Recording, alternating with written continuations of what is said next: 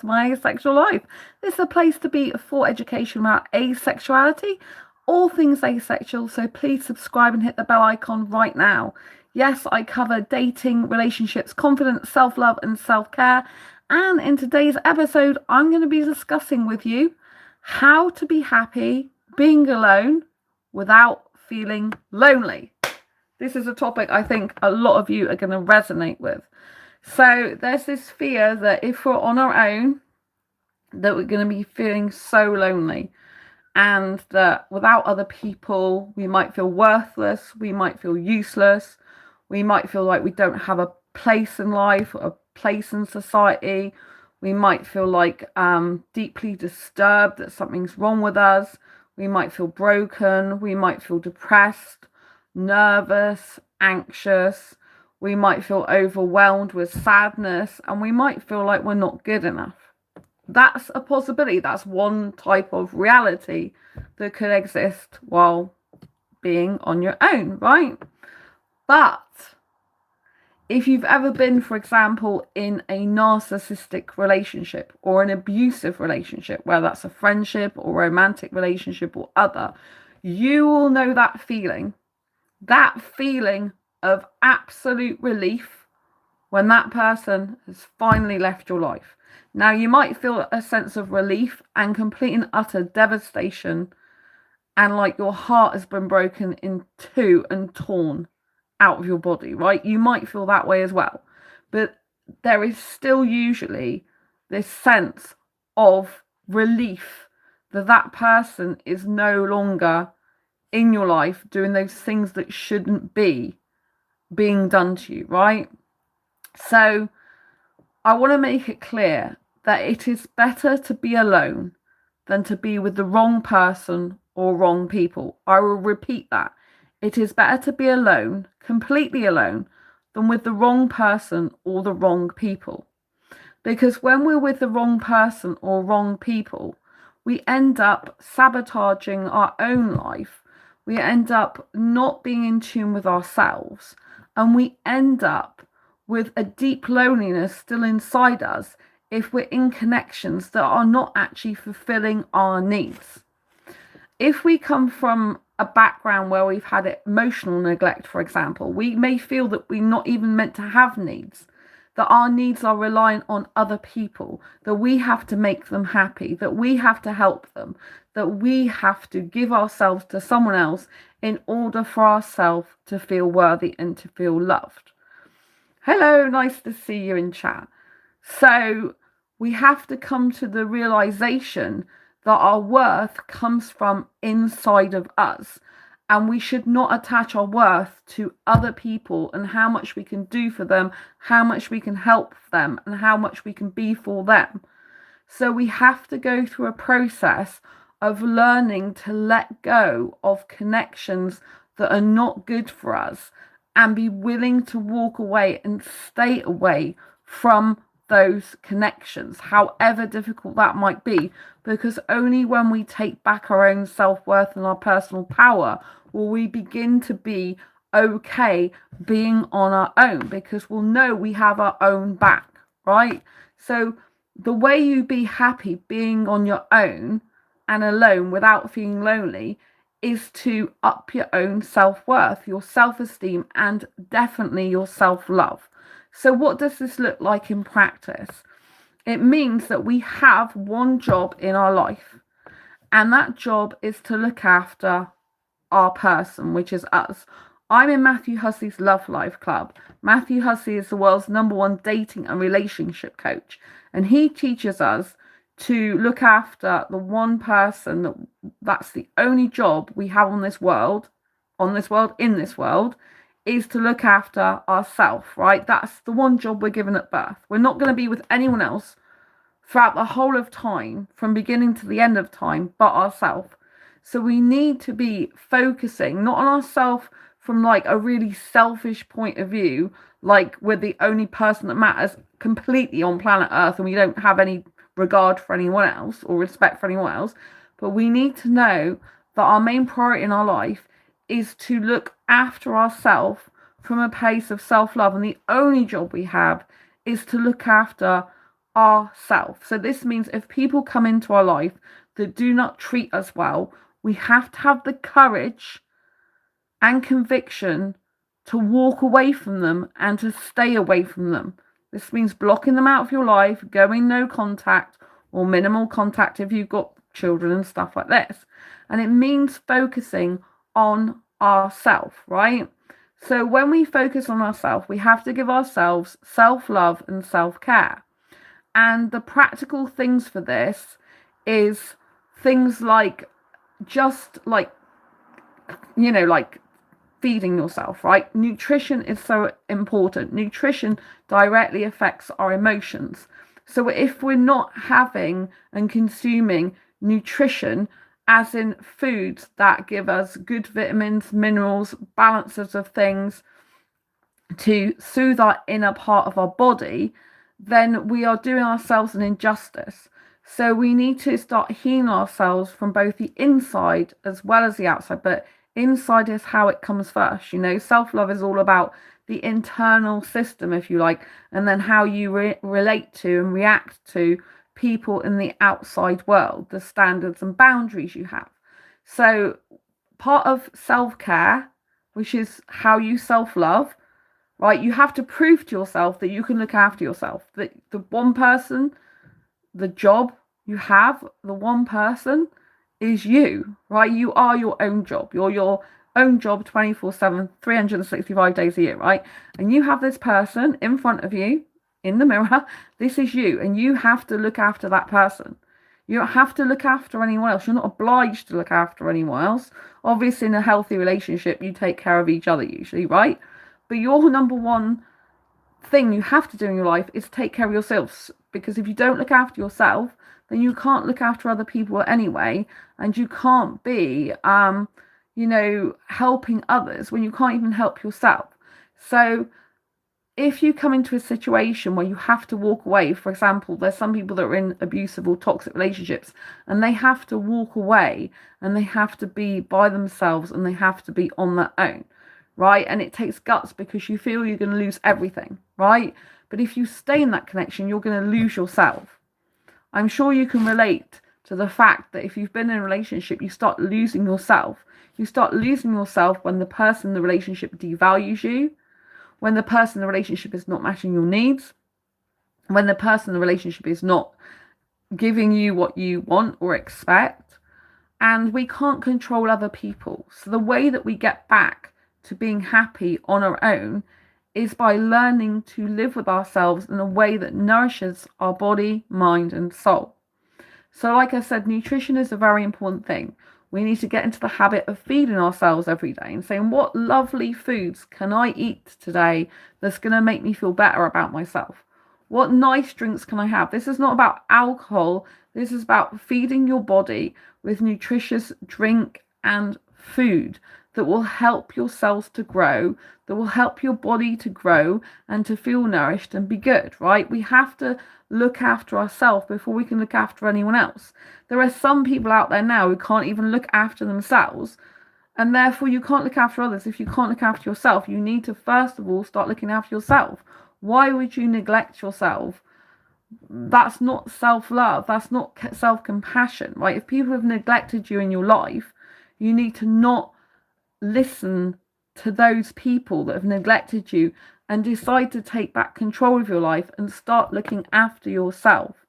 This is like a rebellion against the people who treated you appallingly. And it's about being a friend to yourself. Like if you're a best friend to yourself, which you should be, you say this to yourself. If I'm the best friend to myself, what would I do for myself that would make me feel happy? Like if I had this bestest friend now, right?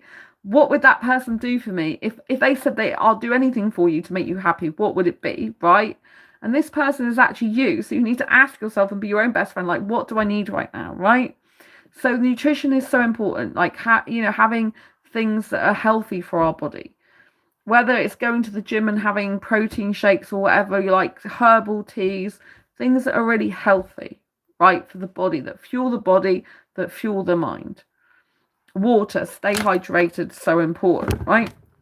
These little things are overlooked, but every time you take an action to look after yourself, to feed your mind, body, or soul, the more you are putting in like the coins to the slot machine and filling up your own slots of energy and of self-nourishment.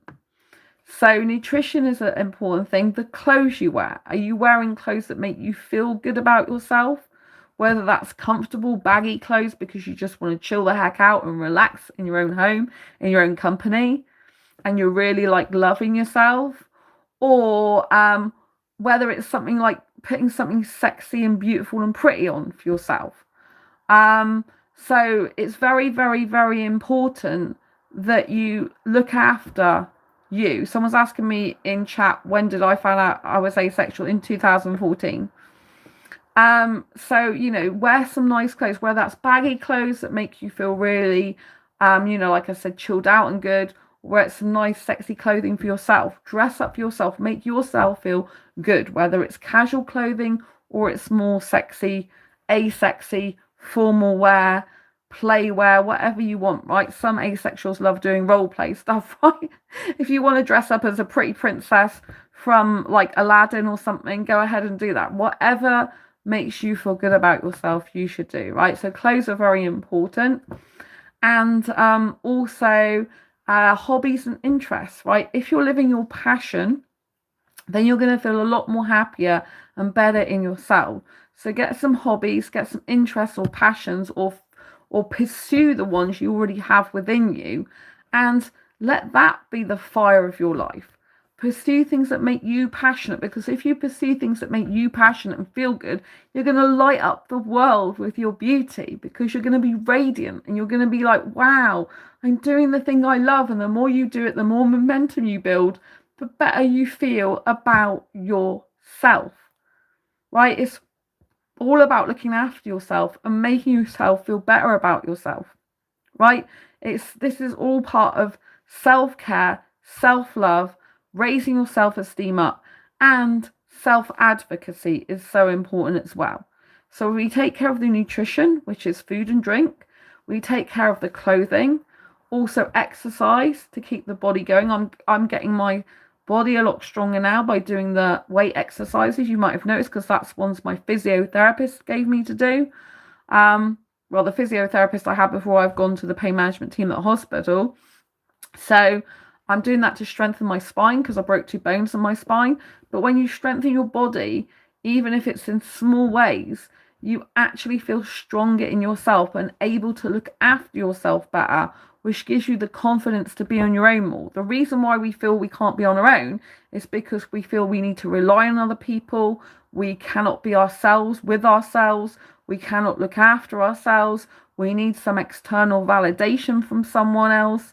And we need something from someone else that we don't have within ourselves. So what we have to do is fill ourselves full of the things that we think are lacking in order to build ourselves up, so we don't lack those things anymore.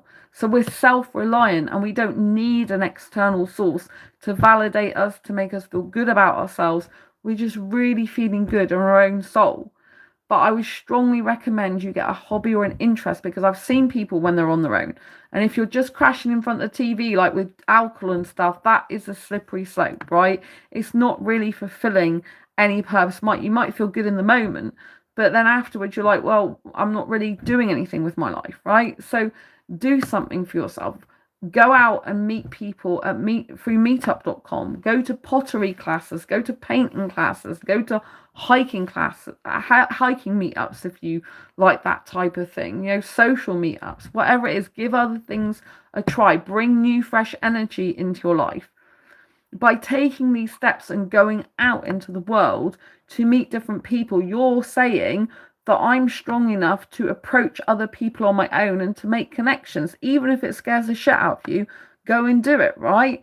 Go to a meetup, say, right, I'm going to go, even if it's just like staying for a drink for 10 minutes, right? Just give yourself those first 10 minutes to go for a drink. And then if no one talks to you, you don't feel good there, you can walk away.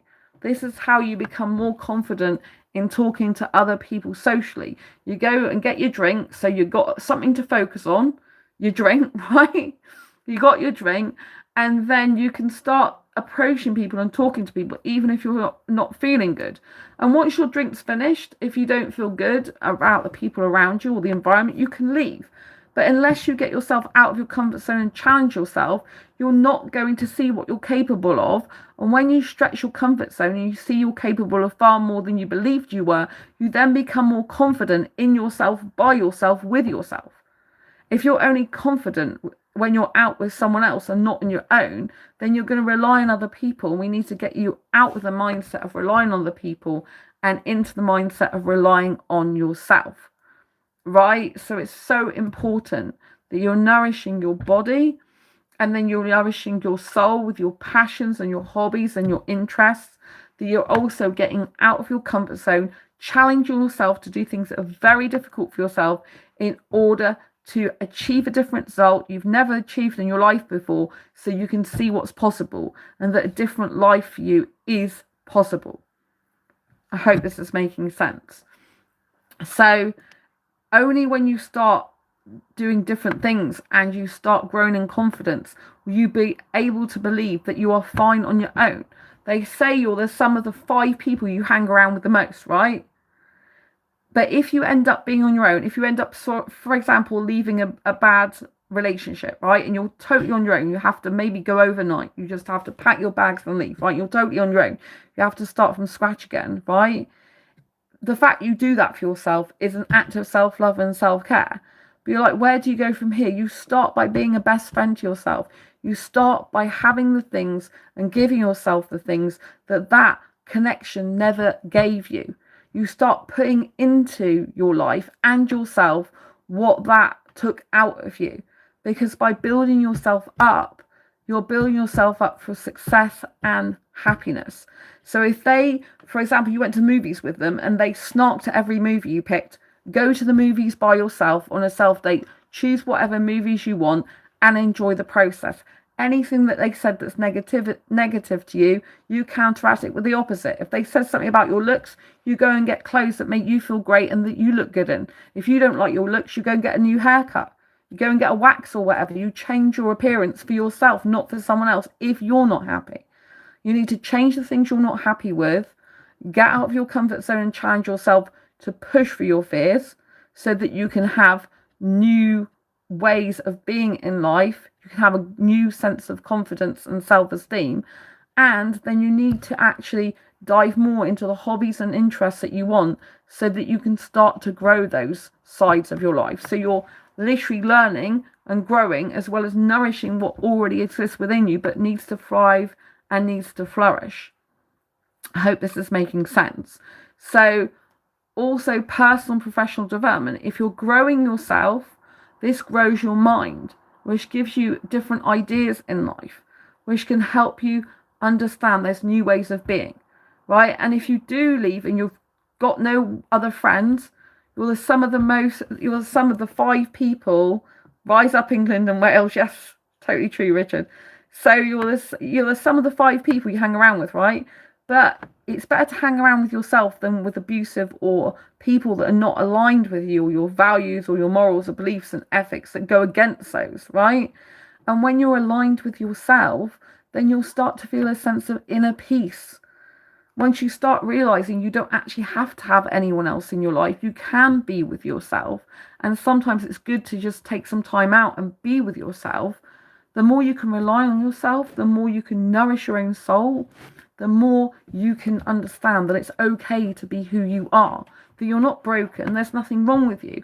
And if you're the only person you hang out with, what does that mean you have to do? You have a responsibility to yourself to be able to nourish yourself and your mind, body and soul with good things, positive things.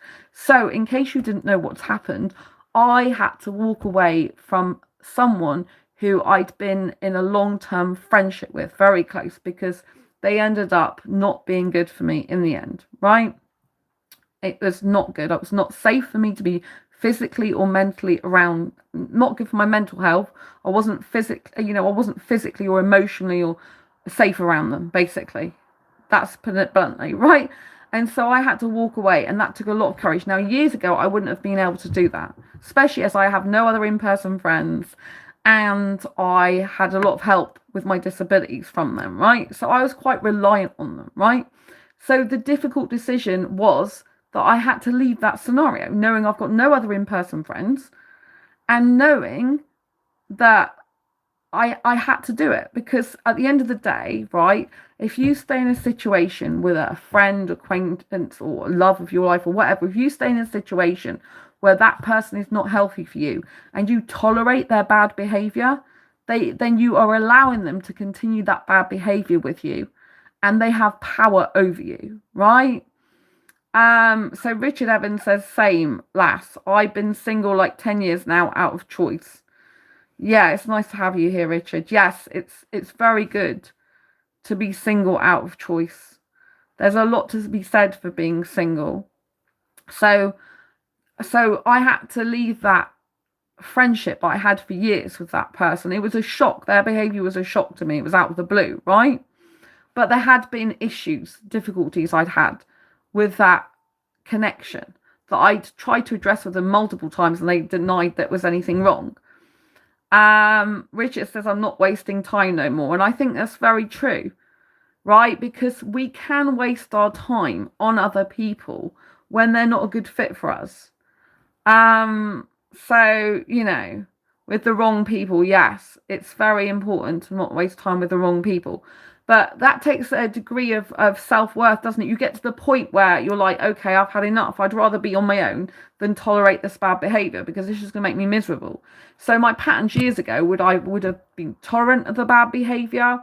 I would have stayed in that situation. I would end up being like resentful and feeling anger towards the person. I would have done if I'd stayed in that situation. I would feel deeply hurt all the time. It would have caused a rift, because I would be like, you're doing this, which is totally like, they're basically reconnecting with someone who deceived me for like 5+ years in a friendship as well. So I'm like thinking, but they kind of deceived me for the last 2 years by making me think there was nothing wrong in the connection when I told them the dynamics changed, and I kept saying, and I felt a devaluation over time, I was monitoring the situation and having difficult conversations with this person, but it ends up being very one-sided in the end, in emotional terms. This person still did acts of service for me, but in terms of emotional stuff, you know what I mean? You can be like, have someone physically doing stuff for you, but be very lonely emotionally in an actual friendship or connection or relationship, right? I now have no in-person friends. I did have a new in-person friend, but I had the ability to walk away from them, and I have done, because I hang out with them a couple of times, and they lied to me, right? And they let me know that they can turn up whenever they want. That they're friends. They just decide to turn up whenever they want for their friends, and sometimes they don't bother showing up. And I politely said to them, like, I like consistency, I like honesty and reliability, and this just wouldn't work for me in a friendship. So we parted ways in a nice way, calmly, and I just said that to them, because that's not the standard I have. So I have standards now, right, for the way I want to be treated, and people treat us how we allow people to treat us. So if we continue to stay in friendships, connections, or in a relationship where that person is doing behaviours that just, and they're not changing their behaviour, and they're not changing at the root, they're not changing their patterns of behaviour, they keep, for example, avoidancy, they keep going back to avoidant tendencies, denial, deflection, avoiding difficult conversations, or not actually saying how they feel back, which is, like basically withholding information. So you don't really know what they're thinking or feeling, which can be like deceptive in and of itself. You know what I mean? You have to do the work, right? And if you're just doing all the work in the connection yourself, then it's like you may as well be on your own anyway. So you can be very lonely even in a friendship or connection. So what we need to do is we need to decide how we want to be treated. And if someone's not stepping up to the plate and they're not changing their behaviour consistently and happy to do it, not just doing it to appease you or please you, then, do you know what I mean? We have to move on. We have to talk to them about it. But if they decide that no, that they're not changing, they're happy the way they are, that's fine. But we need to then leave that situation, because we need to take responsibility for ourselves. They're not responsible for us and our feelings and emotions, and we need to remove ourselves from that situation so that we can be happier. I've learned from in the past I would have stayed in those situations, but I'd be very resentful and feel horrible, and it would have ended up in arguments all the time, and it would just be this horrible, like I would feel so unworthy and so devalued that they were doing something that hurt me, knowing they hurt me, but they wanted to carry on doing it anyway, because that's what they want. And so we have to have some discernment and realize that we get to a point where it's like, that person's made their decision, it goes against what you said, or they're overstepping a boundary, which they did do, because I said if they reconnected with someone that deceived me for over 5 years, I don't think I can stay friends with them anymore.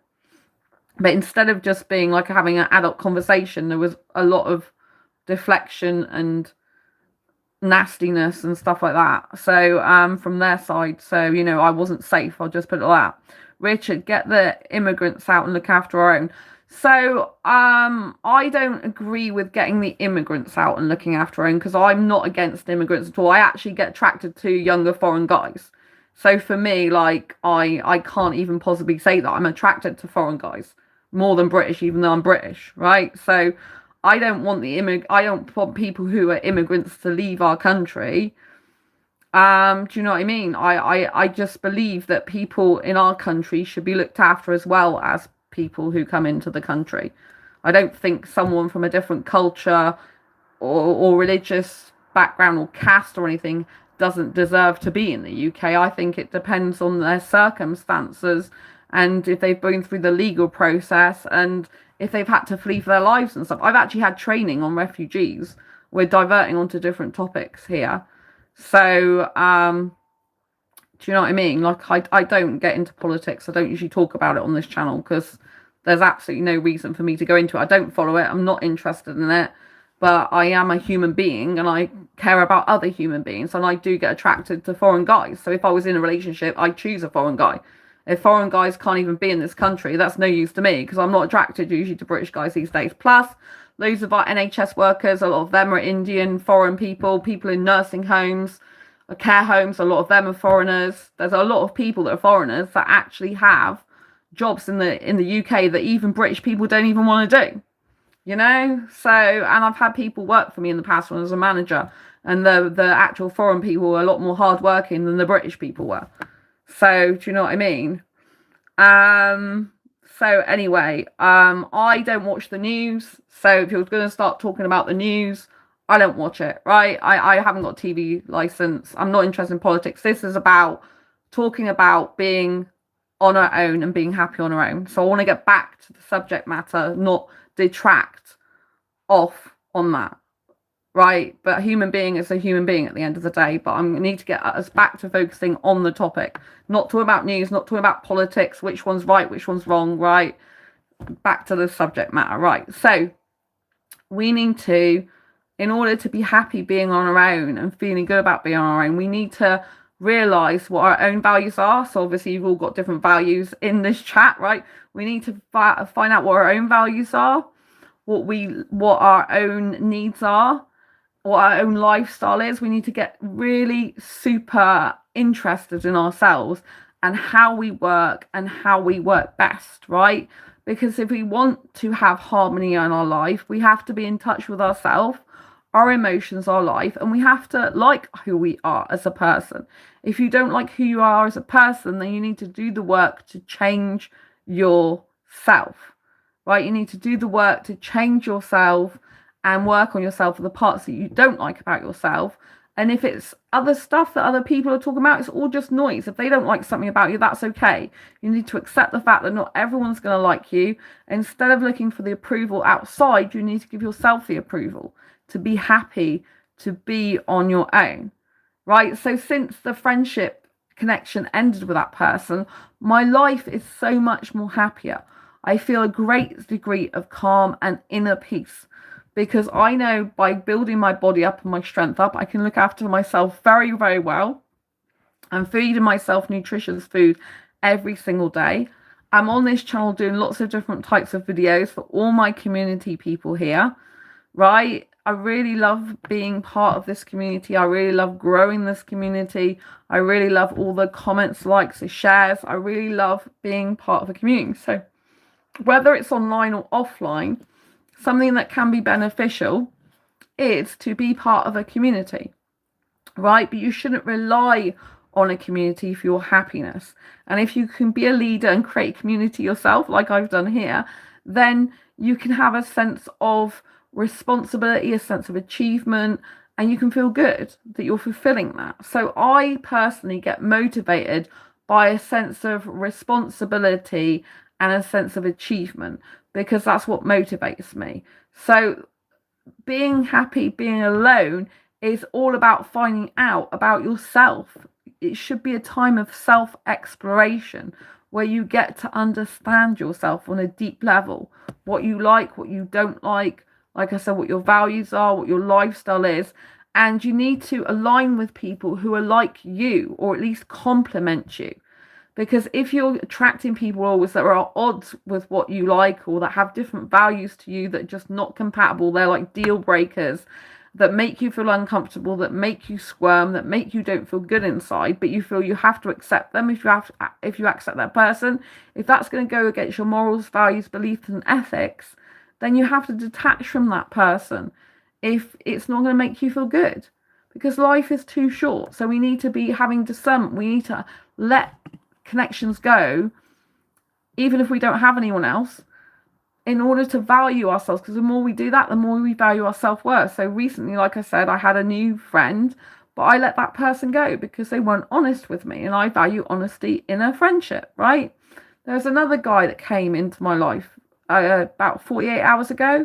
They came to me through Facebook, but already I know that our values are very different. They're so different that what they were saying was making me feel squirmy inside, right? That's not inner peace, right? So now I'm constantly monitoring my interactions with people and how I'm feeling inside my body. Am I feeling a sense of inner peace? Am I feeling a sense of pride? Am I feeling calm around this person? Or are they just making me feel nervous, anxious, squirmy, uncomfortable? And, you know, they've said some things to me that has been uncomfortable. So, yeah, I'm not sure what's going off in chat, but, you know, we're talking about being on our own. We're not supposed to be talking about other things. So anyway, we need to focus on, you know, getting back to the roots of who we are and who we're born to be in and of our own right, regardless of what anyone else says, thinks, or does. So at the moment, I choose not to have any friends. Like the two people that did want to be my friend, right? One, I approached that person, they're not honest, so I let them go. Why are you saying rude things to me in chat? You know, I'm not gonna have that, right? Just, you know, I'm not gonna have you being rude to me. There's absolutely no need for it. And this is part of self-love, right? If someone's being rude to you, they're being aggressive towards you, they're being nasty towards you, you don't have to put up with that in life. You can just block them out of your life and let them go. You don't have, they shouldn't be insulting you. You have absolutely, you know, do you know what I mean? You have absolutely nothing that you should be doing like that.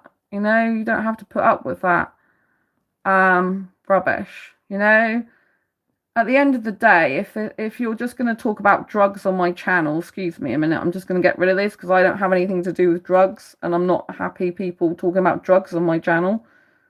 Do you know what I mean? So if you're just going to be here to talk about drugs and stuff, then yeah. So right, okay. So yeah, right. So you're just doing, you know, I'm just gonna like get rid of like horrible comments to immigrants and stuff, you know. Like, this is not the channel to be racist on or anything like that, right? I don't like that. So this is just off. Trying to have an adult, mature conversation here. So anyway, back to the stream. I apologize for the interruption there. So it's a prime example, though, that if you want to grow your self-worth and be happy with who you are, you need to say goodbye to people in your life that are no good for you. People that come into contact with you that don't align with your values, don't align with your beliefs. Obviously, some you could be okay with, but if they're strongly against your own, you don't have to put up with that in your life. You can just leave that situation. They're better off without you. You're better off without them because you're not in alignment. So you're kind of rubbing each other up the wrong way, right? So we need to have discernment. And anyone that's not right for us, we need to choose to leave. This puts us back in our own personal power. So two people, both Indians actually, and I do get attracted to Indians the most. Both of them, you know, like one was in the UK, but he's married. So that wasn't going to be a relationship. That was only going to be friendship. And then there's one like actually in India, but you know, who approached me, but both of those connections have not ended up being the ones that I want for myself. So I let them go in a peaceful, calm way, wishing, you know, basically them well, because there's no reason for me to not end things well when it's just like I'm just saying calmly that that's not for me because that's not the values I have. So we can leave situations in a healthy, mature way when we both like are willing to just have a conversation, right? But the whole point of being happy being single and not feeling alone when you're on your own is giving yourself that sense of inner peace, that sense of inner power, and being able to be free to be yourself, to do what you want when you want and feel good about it. That's the position I'm in now, right? I wake up and I'm like, I don't have to message anyone today. I don't have any in-person friends anymore.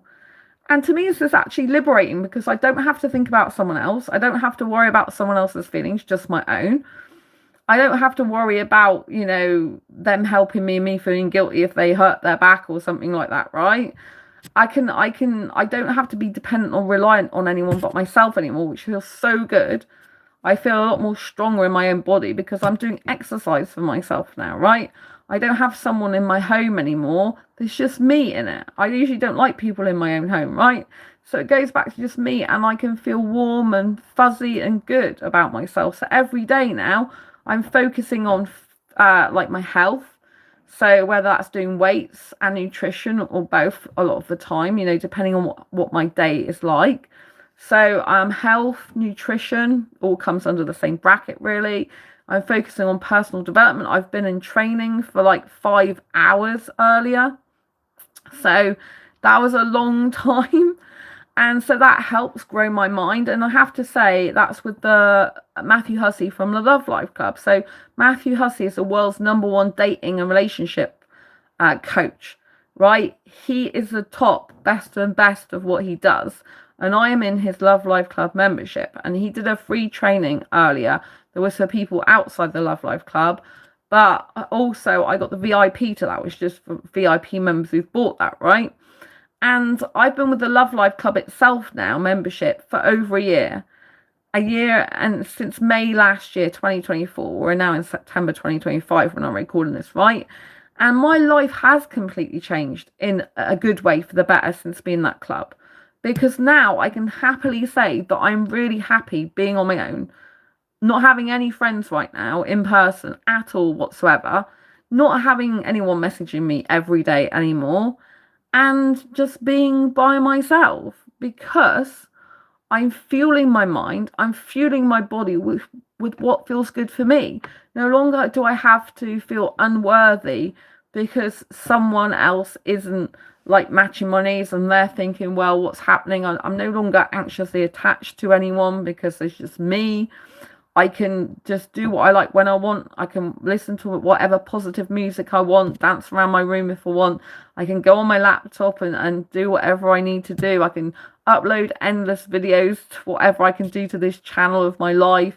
I can build momentum on this channel far more because I have a lot more time for myself and my passions. And YouTube is one of my passions, as well as writing books, you know. And so I have so much more time for myself. My whole aura is a lot calmer.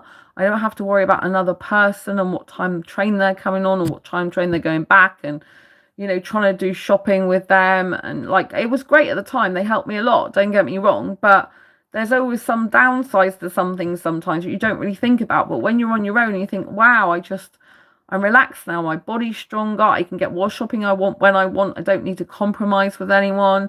I can, I can get out of bed whenever I want. I don't have to message anyone. I don't have to fill anyone on my day or tell anyone about myself.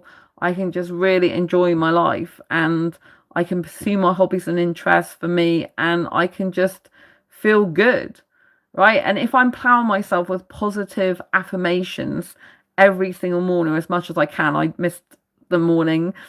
And I miss doing exercise because I've had a really busy day, especially with over 5 hours training later on. Um, so yeah, I had an Apple store, care, appointment as well. So there's a lot going on, but basically, by not having like friends that didn't make me happy, that actually were deceiving me, unbeknown to me, now those people who have had those toxicity behaviors have gone from my life. It means I've only got myself to trust, rely on, be strong with, look after myself. But this is empowering, because if I can nourish my own body, nourish my mind, nourish my soul, do what makes me feel good, have no ties to anyone or anything, and I'm completely free in that respect, and I'm just plowing myself with positive thoughts and feeling good about my own body, feeling good about my own skin, liking the way I look, and leaning into that more and more, there's nothing and no one to hold me back, because I'm not going to hold myself back. I'm going to flourish and I'm going to shine. I'm a lot more calmer. Like, finally in my life, I've got some inner peace. I've not had that before in my life, right? I haven't experienced inner peace in my life, but I have now. Do you know what I mean? So I'm really, really happy that do you know what I mean? I'm really, really happy that I haven't got that in my life anymore. The anxious energy and stuff like that. I'm really glad that I can just be me. I still have anxiety, but it's a lot less now. I haven't got other people in my life that are not making me happy.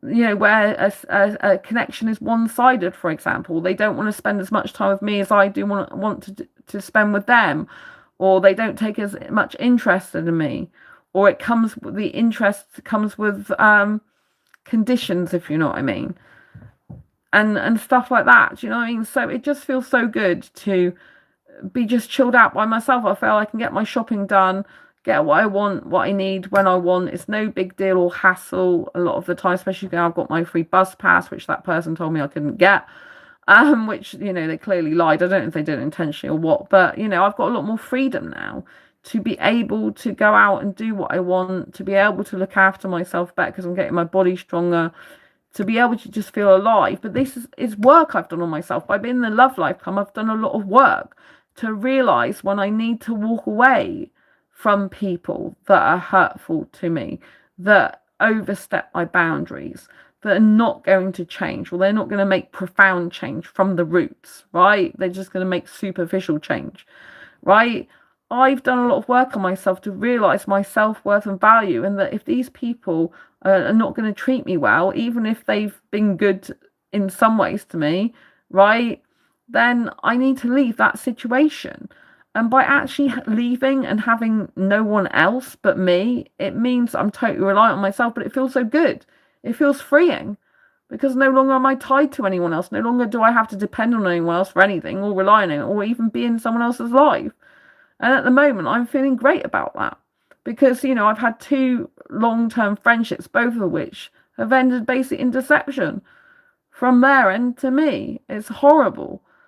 And I don't want to go through that again. So I am in a process of healing at the moment. But by being on myself, relying on myself, knowing that I can do things I didn't think I was capable of doing, knowing I can do more than I thought, not living in fear, like actually, being in a situation was actually fueling my fear. Now I'm on my own. I'm actually like, overall, I'm a lot more happy with myself. I do worry in case something happened to me. I'm on my own. That's the only fear I really have. But other than that, if I couldn't actually take care of myself for some reason, like if I had an accident or something. But other than that, I'm good. And I believe if I keep my body fit and strong enough, hopefully that won't happen, or certainly make it a lot less likely. But with my health, my disabilities, it's possible. So, I'm a lot like my center is a lot more calm, right? Because I'm not allowing people to stay in my life who are not good for me, who overstep my boundaries, who show aggressive behavior, narcissistic behavior. I'm not allowing people to stay in my life whose values are so different to mine that they actually clash with me and make me feel not good about the situation. It's like a constant tension there, right? I'm not allowing people to stay in my life that I might have had a great time with. I might like their company, but they're not honest. They're not going to be consistent. They're not going to be reliable. So I let those people go. By allowing those people in and out of my life, I'm creating a more of abundance mindset for myself. That is, okay, people come in life, but they'll go, but there'll be plenty of other people come and go, right? It's the world is huge. And right now I love myself so much, and I'm so happy to be with me, that it doesn't matter who comes in and out of my life, because I'm like, okay, bye. Like, you're in and you're out. And it's much better to let someone go early on than it is to try and make it work with someone who just isn't a good fit.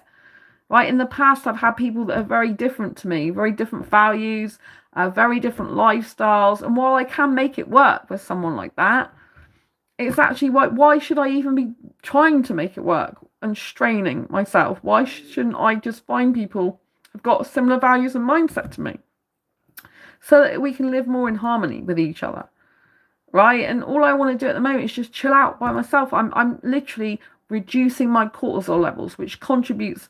My cortisol levels have been so high, they contribute to a lot of my physical pain, which obviously in turn doesn't help because it creates mental pain as well. So by lowering my cortisol levels, by just like being with myself and not having to worry about whether a person's messaging me or they're not messaging me, or they've not messaged me for hours, or they're messaging me today a lot but they're not messaging me the next day as much, or they're changing the times they message me, or sometimes they're really invested in chatting to me for hours and the next minute they're not. Do you know what I mean? It's up and down like a seesaw. I don't want that in my life. By being with yourself, you can center yourself, you can be a lot more stable, a lot more strong, you can be compassionate and kind to yourself. You can be so loving to yourself, and you can just live your best life by yourself. Because when you're taking care of yourself from the mind, body and soul aspect, you're at one with yourself and you're a powerhouse. You're like this shining beacon of light that is just so radiant that people want to speak to you. Do you know, since I've let that connection go, I've had people who want to speak to me, because I'm radiating a lot more positive energy, because no longer have I got someone who doesn't value my worth, who is devaluing my worth over time, right? No longer have I got someone who's saying that, oh no, there's nothing wrong when there is something wrong. No longer have I got someone in my life that's not even asking me much questions about myself. They're not even being curious about me. But I was with them. So no longer I've got all those negative things, those things that preyed on my fears and insecurities and made them worse. Now I'm like, right, I've eliminated the connections of people that are making me feel that way. I can't control them, but if I'm not feeling good because the situation isn't good for me, then I need to leave what's not good for me, because I'm meant to be taking care of me, and I'm my own person that I need to look after. They can look after themselves. I need to look after myself, right? And so when you get to be compassionate and caring, you get a lot more self-love, and you start having higher standards for yourself, and you'll start thinking, no, I'm not actually okay with someone having these values. I mean, I accept and respect they have different values to me, but I'm not okay accepting these values to be in this connection with, because those values go so much against my own values that it's going to clash, and I'm going to feel bad inside myself. Doesn't mean they're a bad person or I'm a bad person. It means we're not suitable for each other. This happens in friendship, connections, or love interest, right? You've got to understand that sometimes you're just not compatible, right? There'll be people out there that's really compatible for them, and there'll be people out there that's really compatible for me, right? It just means we're not compatible together. So this is where we need to part ways and have a maturity to realize that we are okay on our own. But once you're totally okay on your own, like I am, I'm free. I don't have any in-person friends, right? It's actually a great freeing thing, because there's no longer do I have to worry about what another person thinks at all. I can just be free to be me. So if I'm plowing positive stuff in my mind, like, oh my God, Sandra, you look beautiful today. I love the way your clothes look on you. Plowing positive affirmations like I'm safe. This time only good can come of this. I love myself. I trust myself. I'm safe. All this stuff. If I'm just plowing positivity, and I haven't got anyone in my life bringing any negativity or instilling fears into me or fostering the fears I might already have, then of course, then I'm glowing up more, aren't I? Because you're the sum of the 5 people you hang around with. If you're only hanging around with yourself, but that self is a good person for yourself, then you're going to glow up. Glow up, right? But if you are not being good for yourself and you're being negative and down and, all these type of things, then of course you're going to put yourself down because there's going to be no one to bring you up but yourself. Right? But this is where we have to have a choice. Do we choose to be down on ourselves, or do we choose to bring ourselves up and rise ourselves? And we need to do the latter. We need to rise ourselves up. We need to realize that we're okay on our own. We don't actually need to be in a relationship with someone else or anyone else. We need to know that we are okay just as we are, and that no one deserves the right to put us down. So there's someone in comments called Gary Glitter. I agree, they said. Keep it up. And Crystal. Hello, Crystal. Nice to see you. Go girl, says Gary. Proud of you. Thank you. You're worthy. Thank you.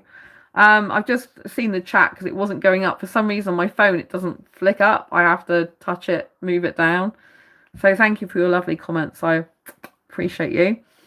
So I am actually in a more secure position with myself than I've ever been. And because I'm secure in myself, I feel more like I'm a powerhouse, because it's like, well, I'm loving myself. Do you know what I mean? I feel this sense of warmth and inner peace. So no longer am I feeling insecure and like I've got to reach for external validation. I'm validating myself, but I've seen a tremendous shift in myself from being in a connection that feeling devalued, not appreciated as much as I should have been, fueling my fears, that obviously dishonesty, deception, in the end, aggression, all those type of things, to like now I'm like, I don't have aggression in my life. I don't have dishonesty in my life because I'm a very honest person. I don't have deception in my life anymore. There's no questioning my own reality anymore. There's no person deflecting their shortcomings onto me anymore. There's none of that. I'm free of all that toxicity. Do you know what that's like to be free of all that toxicity? Obviously, if you're a toxic person yourself, then you're not going to be so good for yourself, are you? You're going to have to change it and improve yourself and go to therapy and do the frigging work. Not avoiding these issues within yourself and the pain, but addressing them. I still consider myself to be going through a grieving process as well, because I know that I was in connection with that person and the former person, right, for a very number of years, a long time, right? And when you've had deception and betrayal, that's not something you're just gonna get over just like that. So I'm leading a double life with myself in a healthy way, as in I'm leading this incredible, amazing single life, but I'm also still processing some of the emotions and difficulties that situation has created for me, because I know that in order to be healthy for myself and healthy for any future connections that are healthy for me, I need to address those internal struggles, fears, emotions, trauma, if you like, and I need to work through them still. Having said this, most of the time now I'm living in the present and the future. I'm forward facing now. When I start to put myself back in that situation, it actually can drag me back. But there's always some time in the week where I start to feel more down a bit and start to get a bit upset. But, you have to grieve for what once was, and especially with betrayal and deception, because you don't know what was real with that person. What's awful about this situation is the last person's gone back to the previous person who deceived me. It's like they're two peas in a pod. No wonder they went back. It's because they want surface level conversations where they don't have to do any work on themselves. They don't have to grow themselves, and they can both live in this devaluing. each other or whatever. That person was devaluing them. So, they didn't really devalue the other person. I'm not. Anyway, that's their life, that's their time. They're welcome to each other. No wonder they're very well suited. But I'm here for bigger and better things and to grow myself, and I have really grown because I wasn't like this years ago. I could not leave a situation that was toxic for me because I felt like I wasn't like worthy basically to be on my own, and I felt like there was something wrong with me. But now I realise that it's not necessarily a problem with me. I always look at my own behaviour as well, but I left that situation, and I'm so glad I did. I feel empowered. I feel so empowered that I left a situation where a person crossed my boundary. They tried to make me at fault for crossing that boundary and me the bad person. For a while I was thinking maybe I am, maybe it is me, right? But I had the courage to walk away. Maybe the fault of me is that when they first met me, they told me they used to lie. And I thought they wouldn't lie to me. And that's on me. Maybe it's my naivety that allowed someone to be in my life thinking that when they were actually in a friendship connection with me, they weren't ever going to lie to me, because I believe they were a good person deep down and they've been through a lot of difficulties in their life like I have. But, usually if I was going on a dating app, for example, and the person said, oh, I lie, I usually say, all right, that's not for me, bye. But with this person, I didn't, because I genuinely felt that it'd just been difficulties in their life and that they weren't going to do that with me, right? But they have lied with me. I know now they have lied with me, for sure, because they said things that wasn't actually true. For example, they said they never let the person come between us, and they went back to that person who deceived me for 5 years that they were witness to firsthand deceiving me. So, do you know what I mean? Like, that was only 2.5 weeks before they said that. They told me I couldn't get a bus pass because of my disabilities. Like, it was only for blind or partially sighted people. I've got a bus pass now back to the council. I don't know if that's an intentional lie or they just didn't know, but they shouldn't have said it categorically if they didn't know, but that's the reason why I didn't get it, which made me more dependent on them. If I don't, I could have been having some more independence earlier. Do you know what I mean? But anyway, it is what it is. And the trouble with deception is you do not know what's the truth and what's not the truth. But I felt a slow or gradual, well, I hardly call it that slow, but over a process of 2 years, nearly, devaluing me from the behaviour they had at the beginning, where they're all curious and excited to see me and happy to be helping me and all this lot, to the opposite, right? From missing me to not missing me, not wanting to spend as much time with me as they used to, all this lot, right? And so I don't have that anymore, right? I felt worse about my looks when I was in the connection with them, because they always used to praise me on my looks. I know it's not about external validation, but when someone says something to you like that and all of a sudden they take it away and stop saying that type of thing to you a lot, they said it sometimes, occasionally, because I brought it up, that they don't say that anymore. So when I said to them they don't do this anymore, I brought things to their attention, they would change their behaviour in somewhat, but it's like, I think it's more to please me and to appease me rather than because they wanted to actually say it some of the time. I'm not saying it was all the time, but anyway, the whole point is like, when someone's deceived you and lied, you don't know what's the truth and what isn't. And they're both basically like this, these people, right? And so it's horrible, because I was really close to these people. I thought I would have these people forever in my life, right? One I knew for 5 years, one I knew for 7+ years. And so they gone. And so there's a lot of betrayal trauma there. And it's, and I'm trying to heal from that now by calming my nervous system down, by being with myself, by not being in connection directly with other people, by not, having a friend in my life anymore, because I don't want to make the wrong decision for myself again and end up being with these type of people that are not actually truly valuing me, where the friendship's more one-sided, right? I notice these patterns within myself and I'm like, okay, I need to do the work on myself to stop myself being in these situations. You can't guarantee it's not going to happen again, but I can at least damn well give myself a good try, do you know what I mean? And try and improve myself and, and try and help myself and change my life. And my life has completely changed, because I would never have this inner peace in me now.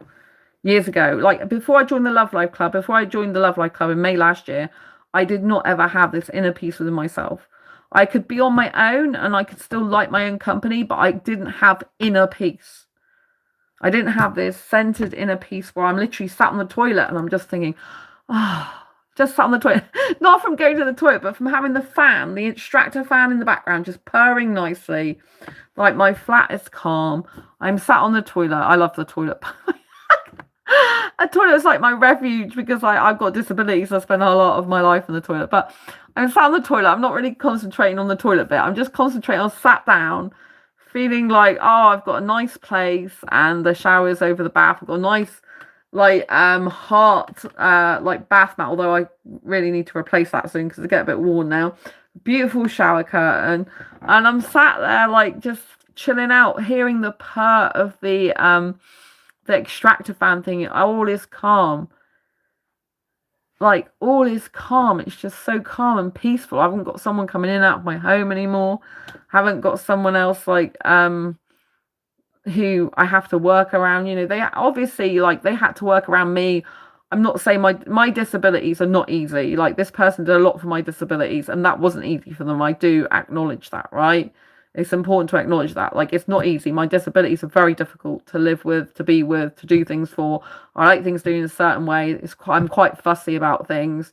So that is stress on them. So, you know, that's but now they're gone, I'm actually finding I'm less stressed doing it myself.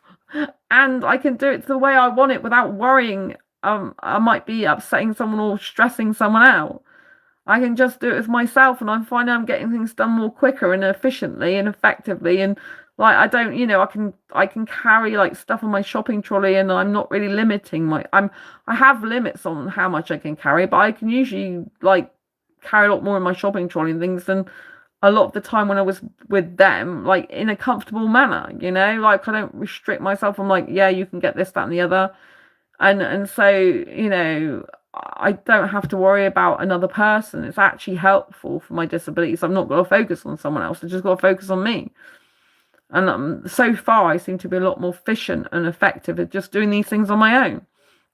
So, yeah, I just think it's really good. But I have a lot more love for myself. I have a lot more compassion for myself. I have a lot more self-respect. Like, actually letting connections go, because I've had like since that connection ended, I've had 2 people be in my life that I could have stayed friends with, but I've chosen not to because they don't align with my values, my lifestyle, and my beliefs. And I've learnt from this connection, when we ended up having very different values, that it's better to be around people who've got similar values and mindsets, so you can live more in harmony with other people if you're going to be with other people. But I think there's a deep sense of self-compassion I have for myself now. I see myself being so much more stronger in body and the mind and the soul. And I would never have achieved this without the Love Life Club and Matthew Hussey's teachings. Like, I pay to have a yearly subscription to Love Life Club. It's very reasonable for what you get, but it's still not what people would call cheap.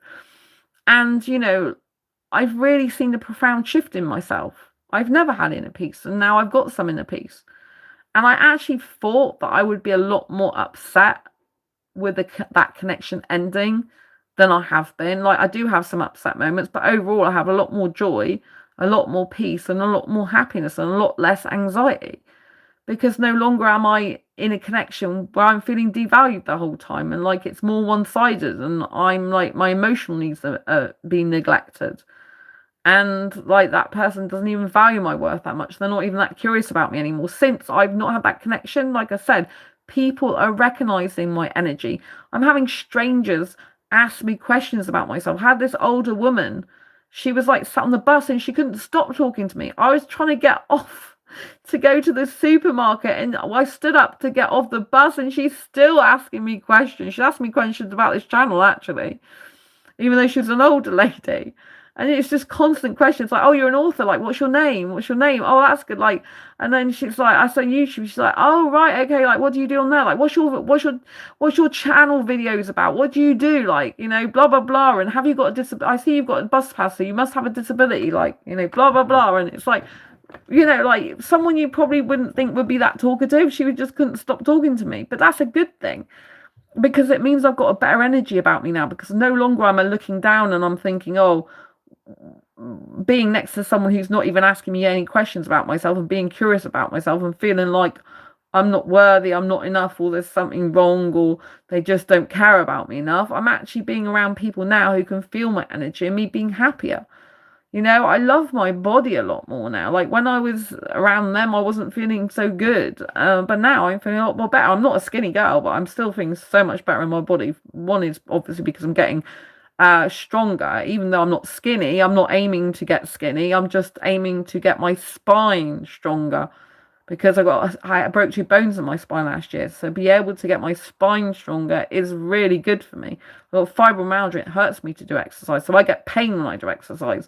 But I also need to strengthen my spine by doing exercise. So I'm in pain no matter what, but I'd rather be in pain and be stronger than in pain and feel weak, if you know what I mean. So I'm just really happy with my progress. Like, I know years ago I would not have walked away from that type of thing. I would have been more like, oh, I would have been thinking that I was the issue, and that, oh my, for putting a boundary in place, saying if they reconnected with a person who deceived me, which they decided to do, that was a boundary, so that I likely can't be their friend anymore, and they decided to go and actually reconnect with that person, right? But they tried to say I was controlling them. It's not controlling when they still have a choice about whether to go and do that or not. And I was saying I likely couldn't stay their friend anymore, and they knew the consequence of that. So at the end of the day, like, I'm not prepared to stay in a connection with someone who's reconnecting with someone who deceived me for over 5 years, who's clearly toxic for me. I don't want to be in any direct contact with them, and going to be friends with someone like that again who treated me that way is disgusting. So bad for me. That's not looking after me. And, they've made the choice for them. That's fair enough, but I have to make a choice for me. It's not about controlling. It's about looking after my own safety and well-being. And I'm not safe to be anywhere near that other person that deceived me for over 5 years. I don't want any indirect connection to them whatsoever. Nothing. And it's not putting my health and well-being and safety first. I don't even know why they're doing it, because that person wasn't good to them either. So anyway, that's their life. That's up to them. They made their decision, but then I made the decision to walk away. But they weren't even, they did it in such a bad way, like with aggression and stuff. It's just horrible. And that was quite shocking. Like, I don't deserve that, and you have to understand that no one, no matter how much you care about them, no one should be treating you with aggression and toxic behavior like that, right? You have to walk away. You have to hold your head up high and walk away, no matter how much they're gaslighting you and blaming you and deflecting you like you're the bad person. If they can't be accountable for their own actions and they can't see that that behavior is wrong, that's on them, right? If they've made their decision for whatever they made, for whatever their own reasons, that's fair enough, but you don't have to be part of that. And they should not be being like that with you, right? And so we have to learn to walk away when we feel unsafe and, emotionally or physically unsafe. We have to learn to walk away, however much we cared about that person, because we have to have enough self-worth to think, no, my life is worth more than that.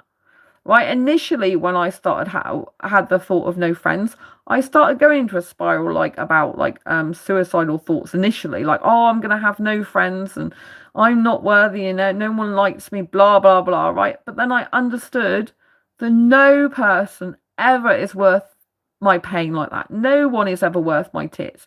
And if anyone's making me feel out, when I say making myself feel that, it's not shaking me going, you have to feel this way, but by their actions is like enabling me to feel that way. If any of the actions are making me feel so bad about myself because I'm feeling not worthy around them, because they treat me like I'm not worthy, in my opinion, by aggression and bad toxic behaviors, then they're not worth my time, they're not worth my energy, they're not worth my effort. I'm better off on my own. And that's what I decided, because, at that point, I'm like, I've got no friends. Like, no one cares about me. No one loves me. No one gives a shit about me. And I'm like, hang on, Sandra.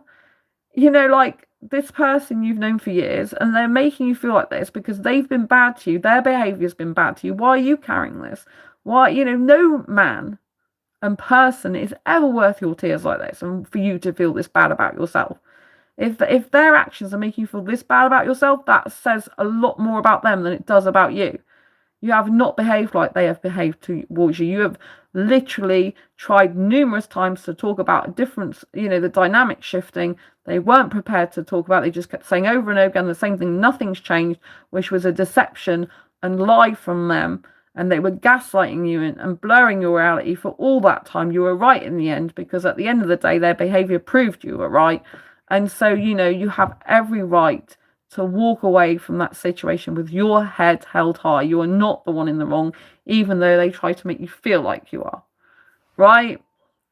So we need to recognize that we have self-worth. Our self-worth is not reliant on other people, like being our friend or whatever, and we can walk away and be ourselves and be happy. And after like recognizing and loving myself enough to think, no, they don't have that power over me. They don't have that power over me. If I was feeling that way and I went back to them or carried on being their friend, they would have ultimate control over me and be able to manipulate me at the drop of a effing hat.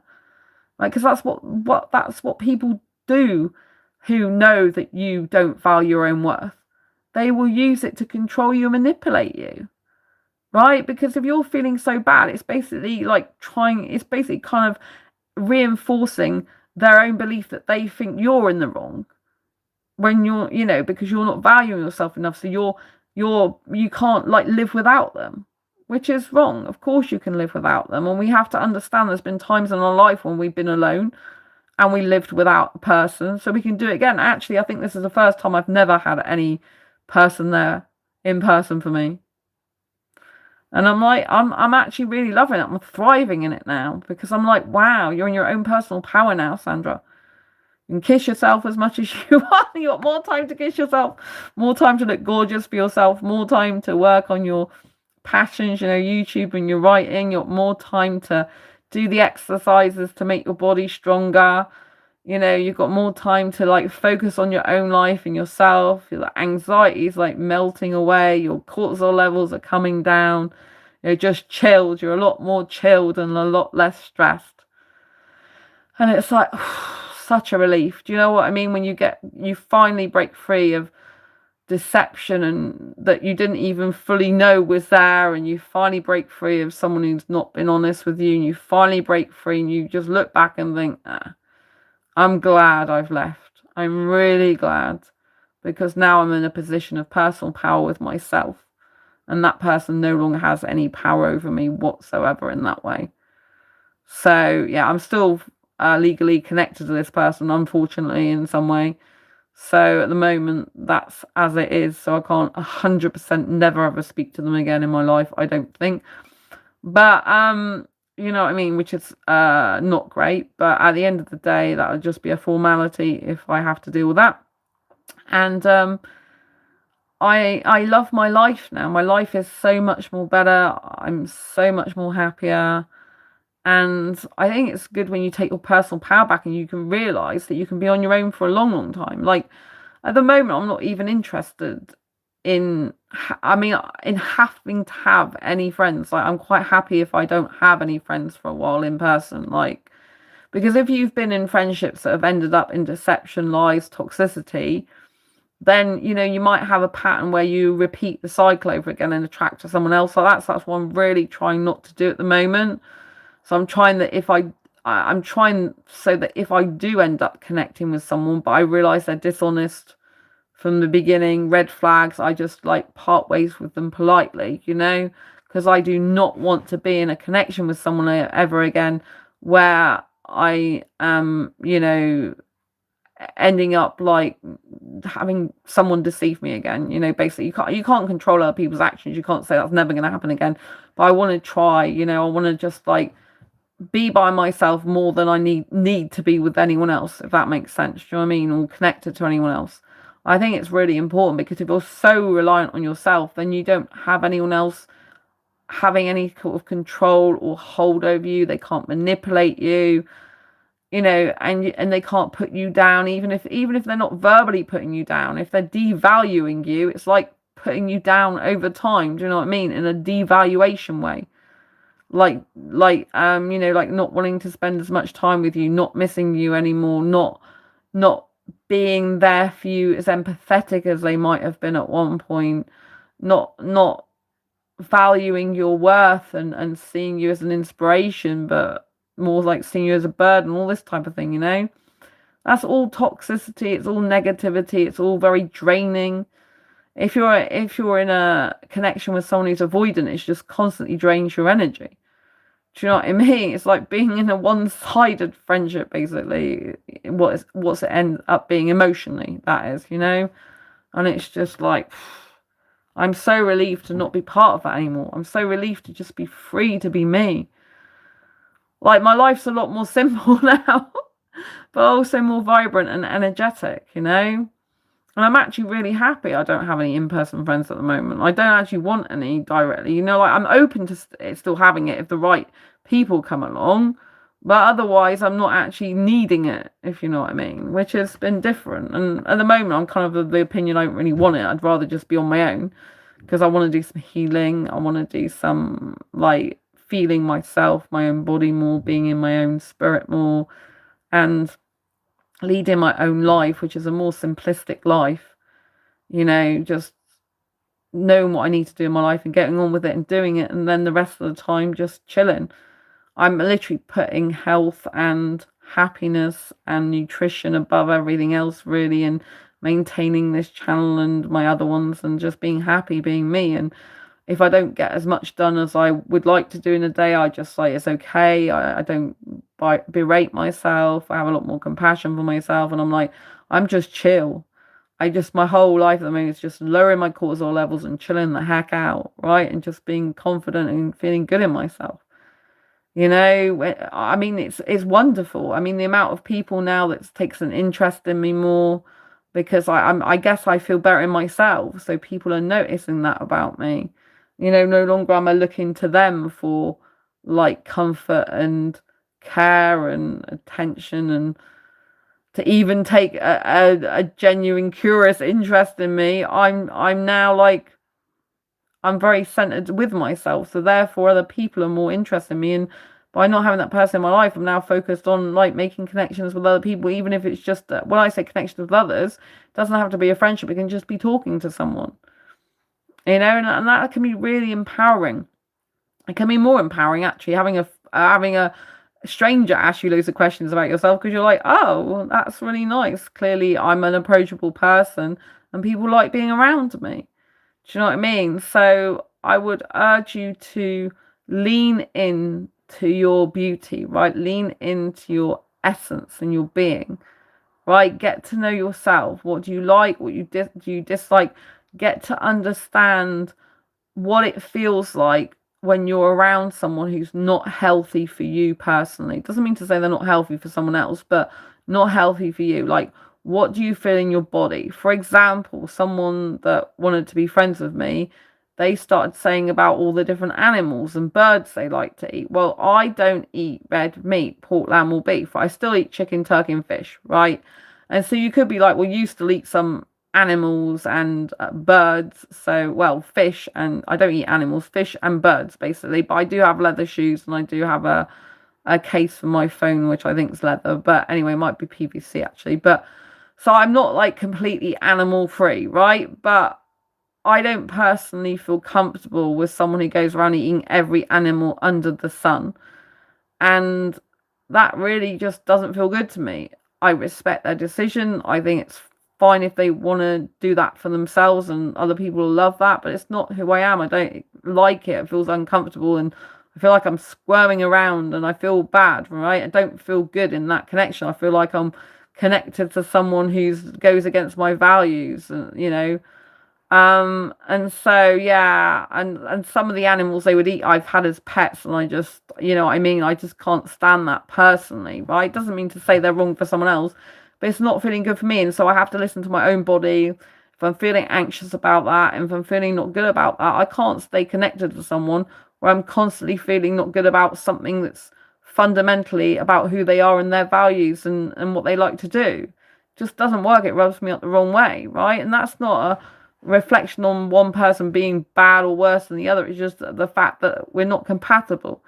So I think when you spend more time on your own and you don't need to be with anyone else, you just can be by yourself and be happy by yourself, then you're less likely to get into connections that are not balanced or that are, more one-sided and they're not good for you and that don't feel good. I would urge you to really listen to your own body. Now I'm like not connected to or staying connected to people that are not in alignment with who I am and my lifestyle and values.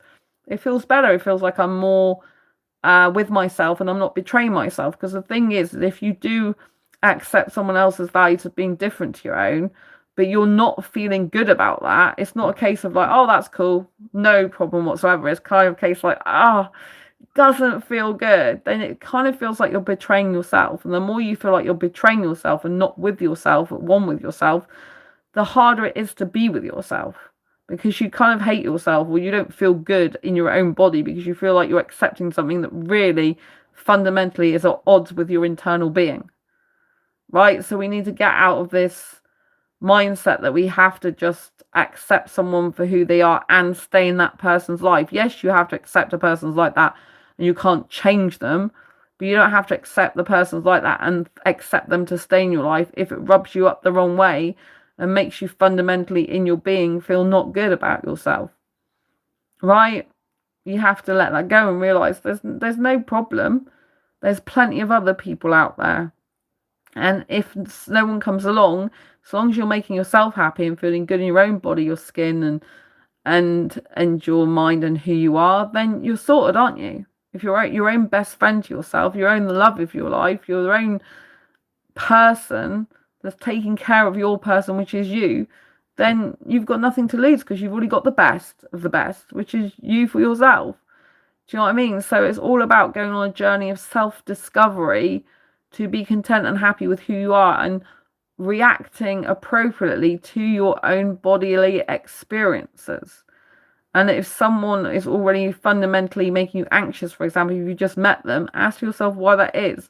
Is that their behavior, their mannerisms, And one person said something to me that I thought was inappropriate recently as well, And so I didn't sit well with me. For me, that's a red flag when they're saying, for example, intimate stuff when they don't even know me and they're a stranger. To me, that's not someone who just wants a friendship connection. To me, if someone's talking about intimate stuff like that, then it's just like, why would you even be discussing that if you just want to be someone's friend? You wouldn't, would you? You wouldn't need to know that information. So, yeah, so if it's a red flag, then pay attention to that and don't overlook it and then leave that situation early, not keep going on and on with it. I think a lot of the time we leave red flags in life because we have a tendency to not want to be horrible to others, to not think the worst of others, to give people a chance. Maybe we fantasize that they're not really like that, or maybe want to believe that they're not really like that. We want to see the good in them, especially if you're an empathetic person. But all this is like looking out to another person. Do you see what I mean? So when we look out to another person, we're not focused on ourselves. We lose sight of who we are and we lose sight of our own values a lot of the time, or we lose sight of the importance of our values. And then we start accepting second best, like someone whose values really is not in alignment with ours, and we're just settling for something that doesn't feel good to us and feel right to us, but we feel like too attached by that time. Do you know what I mean? So it's all about like understanding that the most important person to be attached to is yourself, and to give yourself all the self-love. All the friendship care you would give to other people, give it to yourself. All the love you would have for other people, give it to yourself.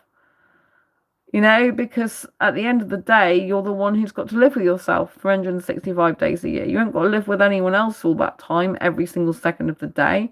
Like, I find myself interesting. So I'd encourage you to write down at least one thing about yourself that you like about yourself. I find myself interesting.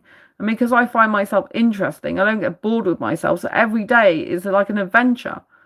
I mean, I don't know what I'm doing sometimes from one day to the next. I do have an idea of what I'm going to do the next day, but I might end up doing something different. But that's okay, because I haven't got anyone else in my life to tell me otherwise.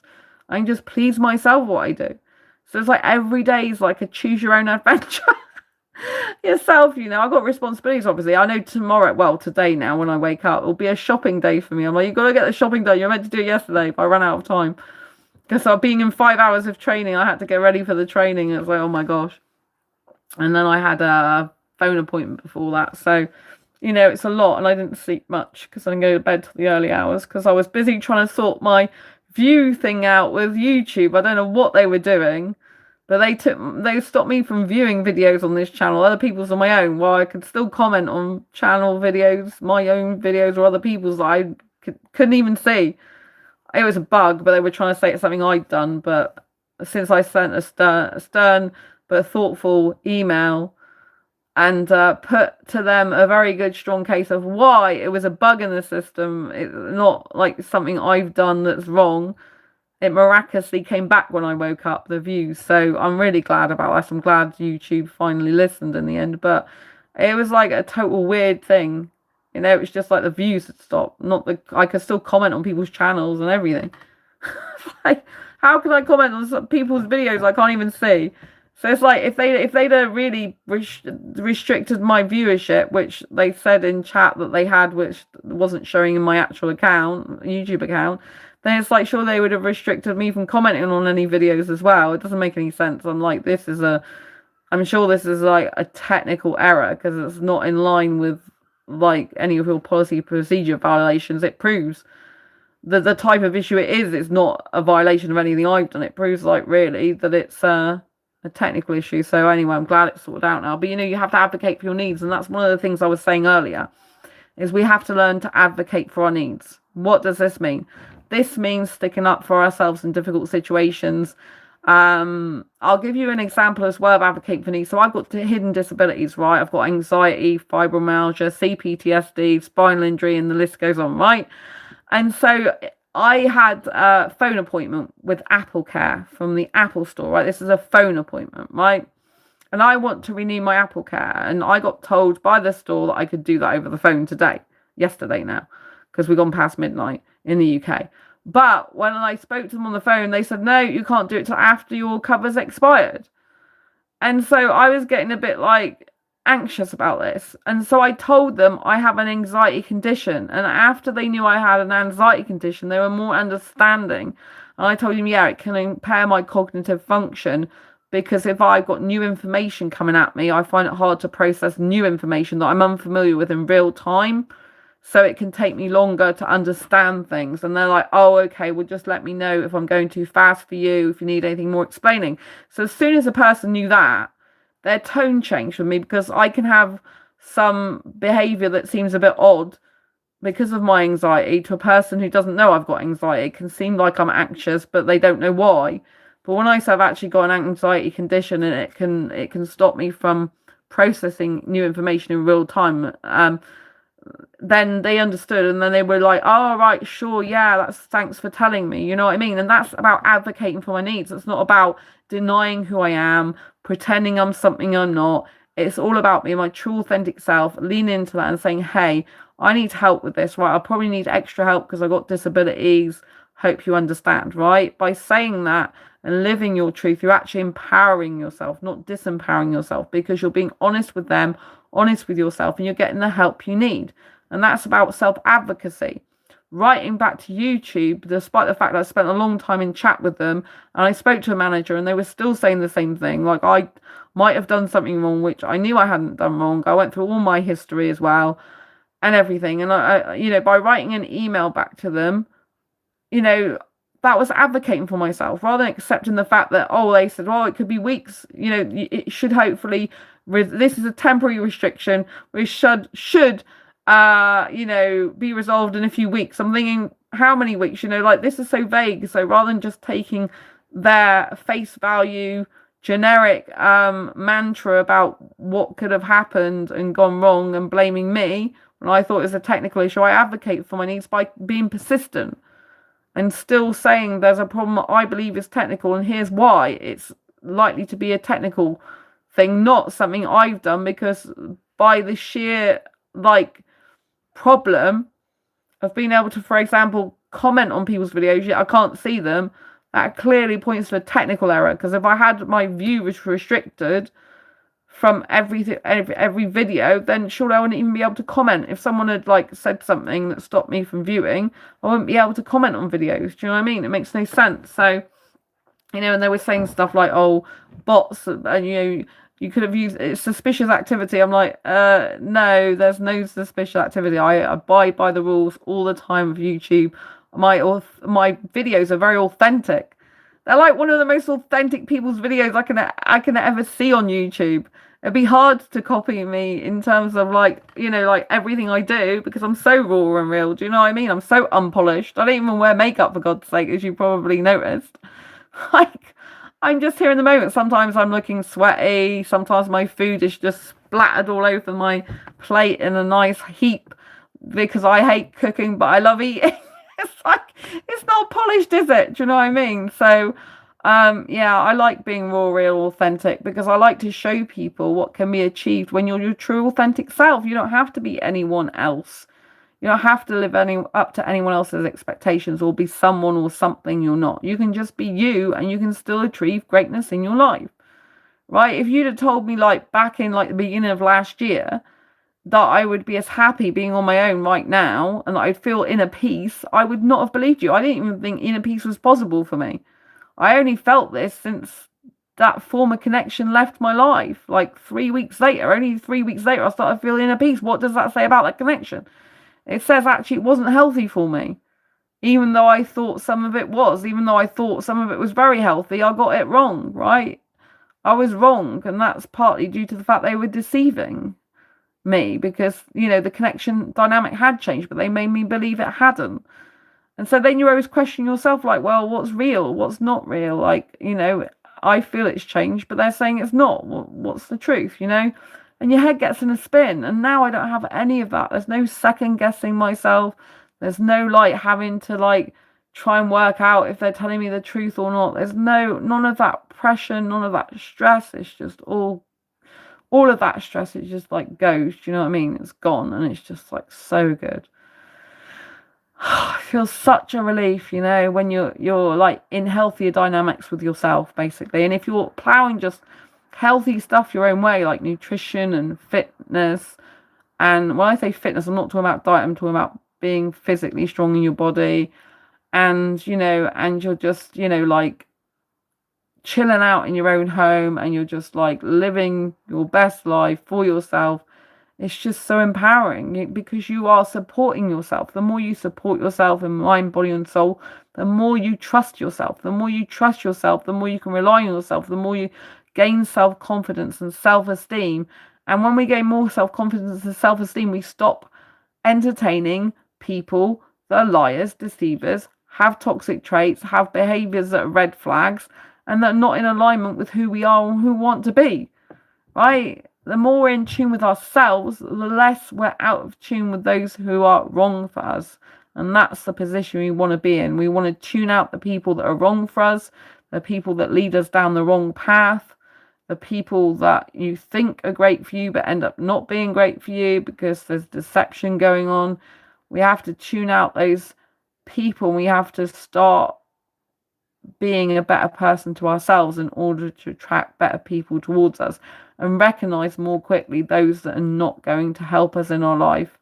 I mean, it's hard, isn't it? Because you could start feeling attachment to someone, but instead of looking at it as attachment as just like, oh, I feel attached, that's a good thing, start looking at attachment and questioning it, saying, why am I attached to this person? If there's an anxiety with an attachment there, you've only just met them, that's actually a red flag, not a good thing, right? So we need to learn to be attached to ourselves more than to other people. I actually am much better on my own. Like I don't, in a romantic relationship, I have huge anxiety. Do you know what I mean? And so I'm glad that I'm not in a romantic relationship. But even in friendship, I can have some anxiety, you know, and it's not good for me.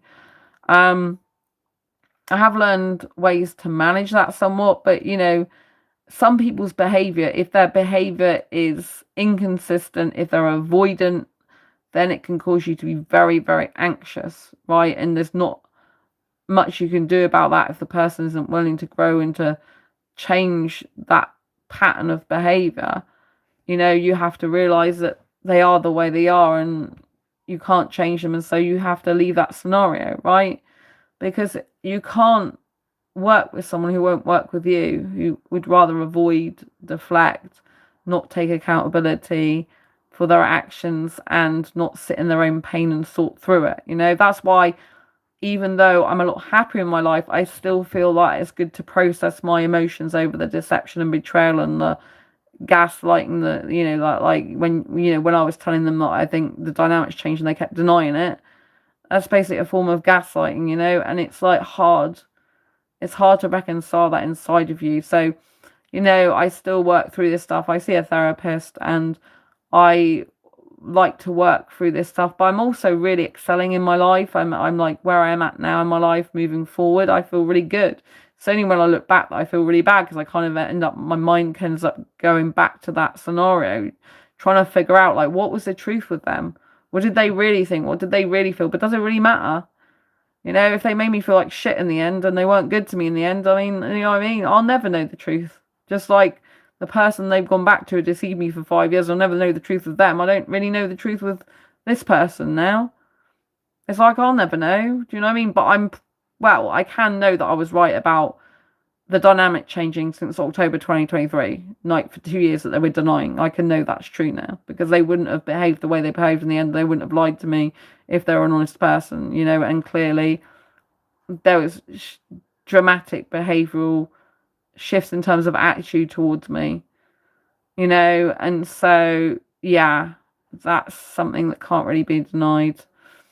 But you know what I mean? When you're in that connection, you're trying to think, well, maybe I've got it wrong because they're saying nothing's wrong.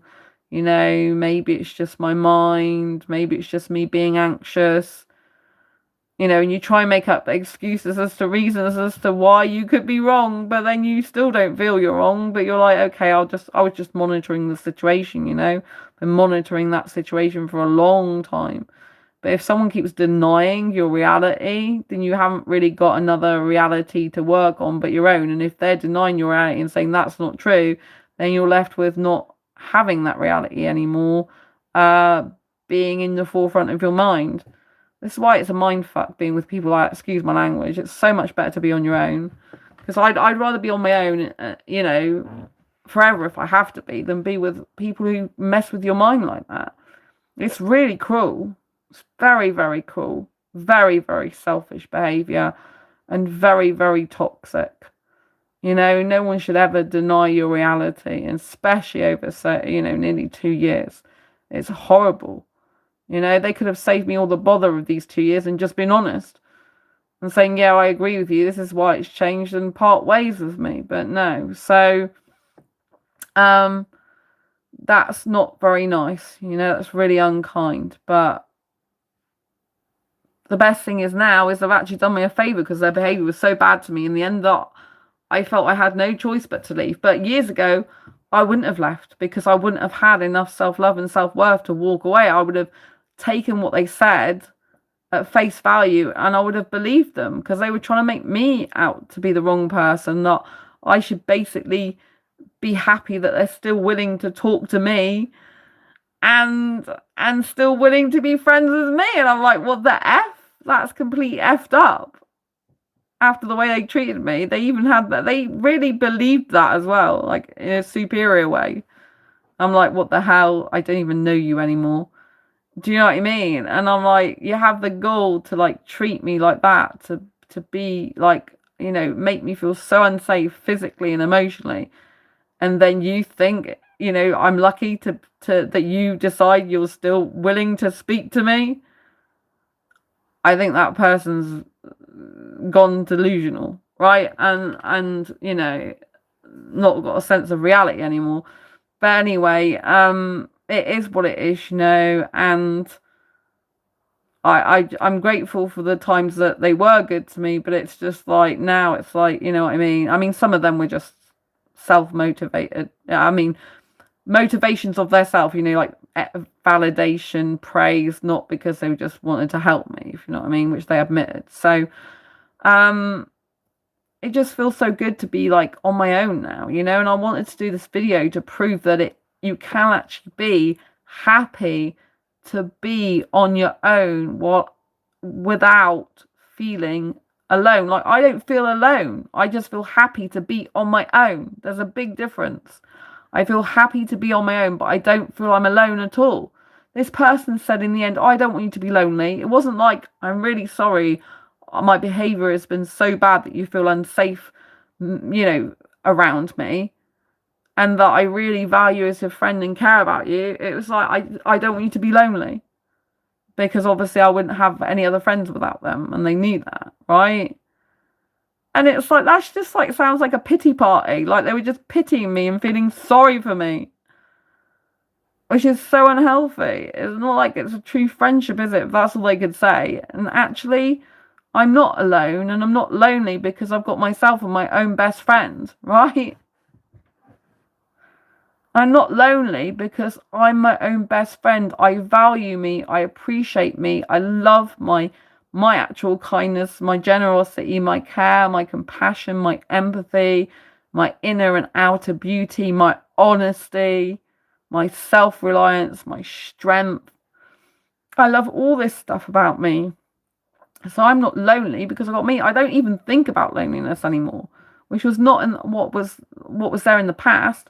I was actually feeling lonely while I was in that connection with them some of the time.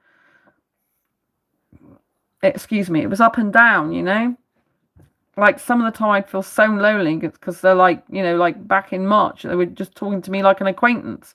After being friends with them for a long time, all of a sudden in messages, they're just talking to me like an acquaintance. I'm like, what the hell is going on? That type of behaviour is so lonely. You're like, what's happened? Like, where's the person I knew? And then I talked to them about it, and then they changed their behaviour back again. But it's like, what the hell went on?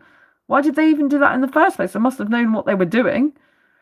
And so, you know what I mean? It's just hard when you look back, and that can get upsetting. But once you just bring yourself back to the present day and be forward facing to the future, you've got a bright future ahead, because you've got no one being toxic to you anymore, no one devaluing you and blurring your sense of reality, which blurs your sense of self if you feel that you can't rely on your own judgment, if they keep saying that you're not correct in what you think. But now I'm like, well, you were right all along, and you're free of that, and you're free of not having to be around someone that's just no good for you, even though you thought they were good for you. That's the sad thing. I thought they were really good for me in some ways. I really did. I believed that. And I thought I was going to be friends with them forever. I thought this person and the previous person who admittedly deceived me for 5 years, I thought both of these people would be in my life till the end of till the end of time. And how very wrong I was with both of them. Now I know that it could just be me at the end of my own life. That is a bit upsetting for me, because I'm like, oh, when I'm there at the end of my life, will there just be me and no one else? That would be quite hard. But I've been there when my guinea pig died. I've been there when my grandma died. I obviously will be there when I die myself, but I would have kind of liked someone else to be with me at the same time, really, who was good for me. But that's the whole thing, if other people aren't good for you, it's better to be by yourself doing that and look after yourself in your final breaths, isn't it? Than have people around you that, just are not really good for you. So I think that's hard to come to terms with, your own mortality and what will happen at the end. But other than that, I'm only partway through my life, I'm not even halfway through it technically yet.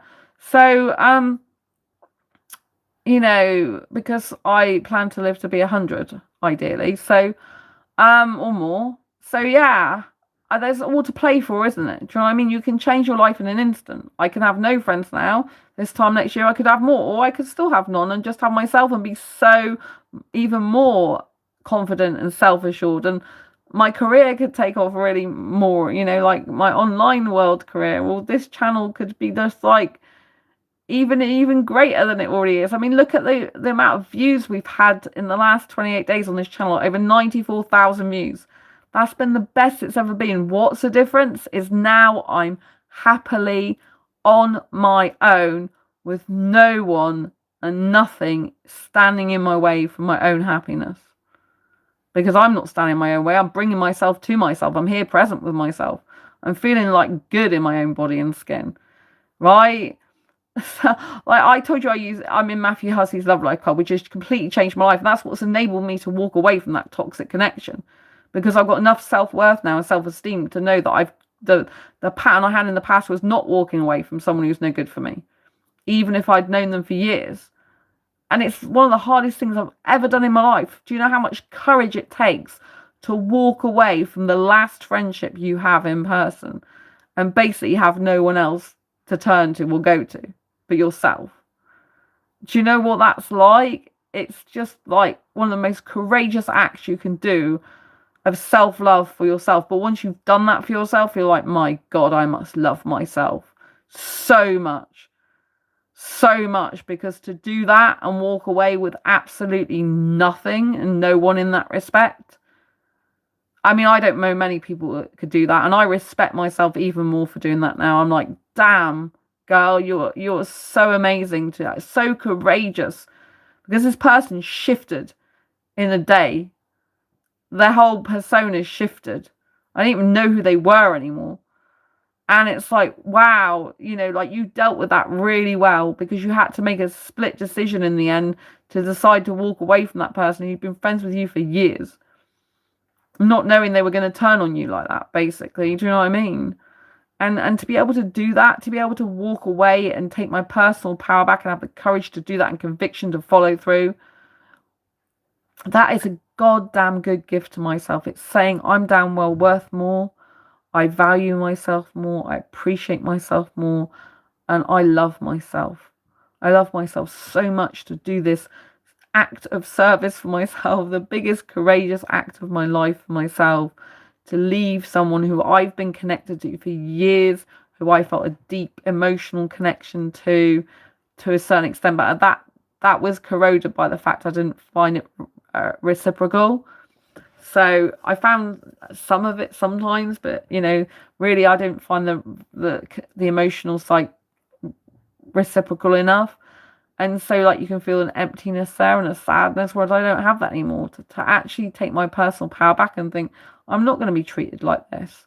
I'm not going to stay in this connection, even though I've got nothing. It's so much more courageous than putting up with shit from people because you feel you've got no one else, in a nutshell, right? I had the ability and the courage to walk away with no one or nothing helping me with my disabilities compared to that situation. Obviously, I've got a robotic Hoover these days, I've got dishwashers, so I have other things that I've had myself, but all the help they gave me for my disabilities, like now it's myself. I'm reliant on myself for all that, right? That was one of the most scariest things. Like I relied on them so much for my disabilities and help with that, and I had no other in-person friends. And I'm still at that position now, but I'm now not thinking it's a problem. I'm now feeling empowered. I'm feeling like, oh God, it's so good to just chill out with myself, look after myself. It takes less time looking after myself than it did actually being in the connection with someone who's no good for me and having them help me. It's actually like, I'm grateful for the help they did give me when they gave it me. I really am, But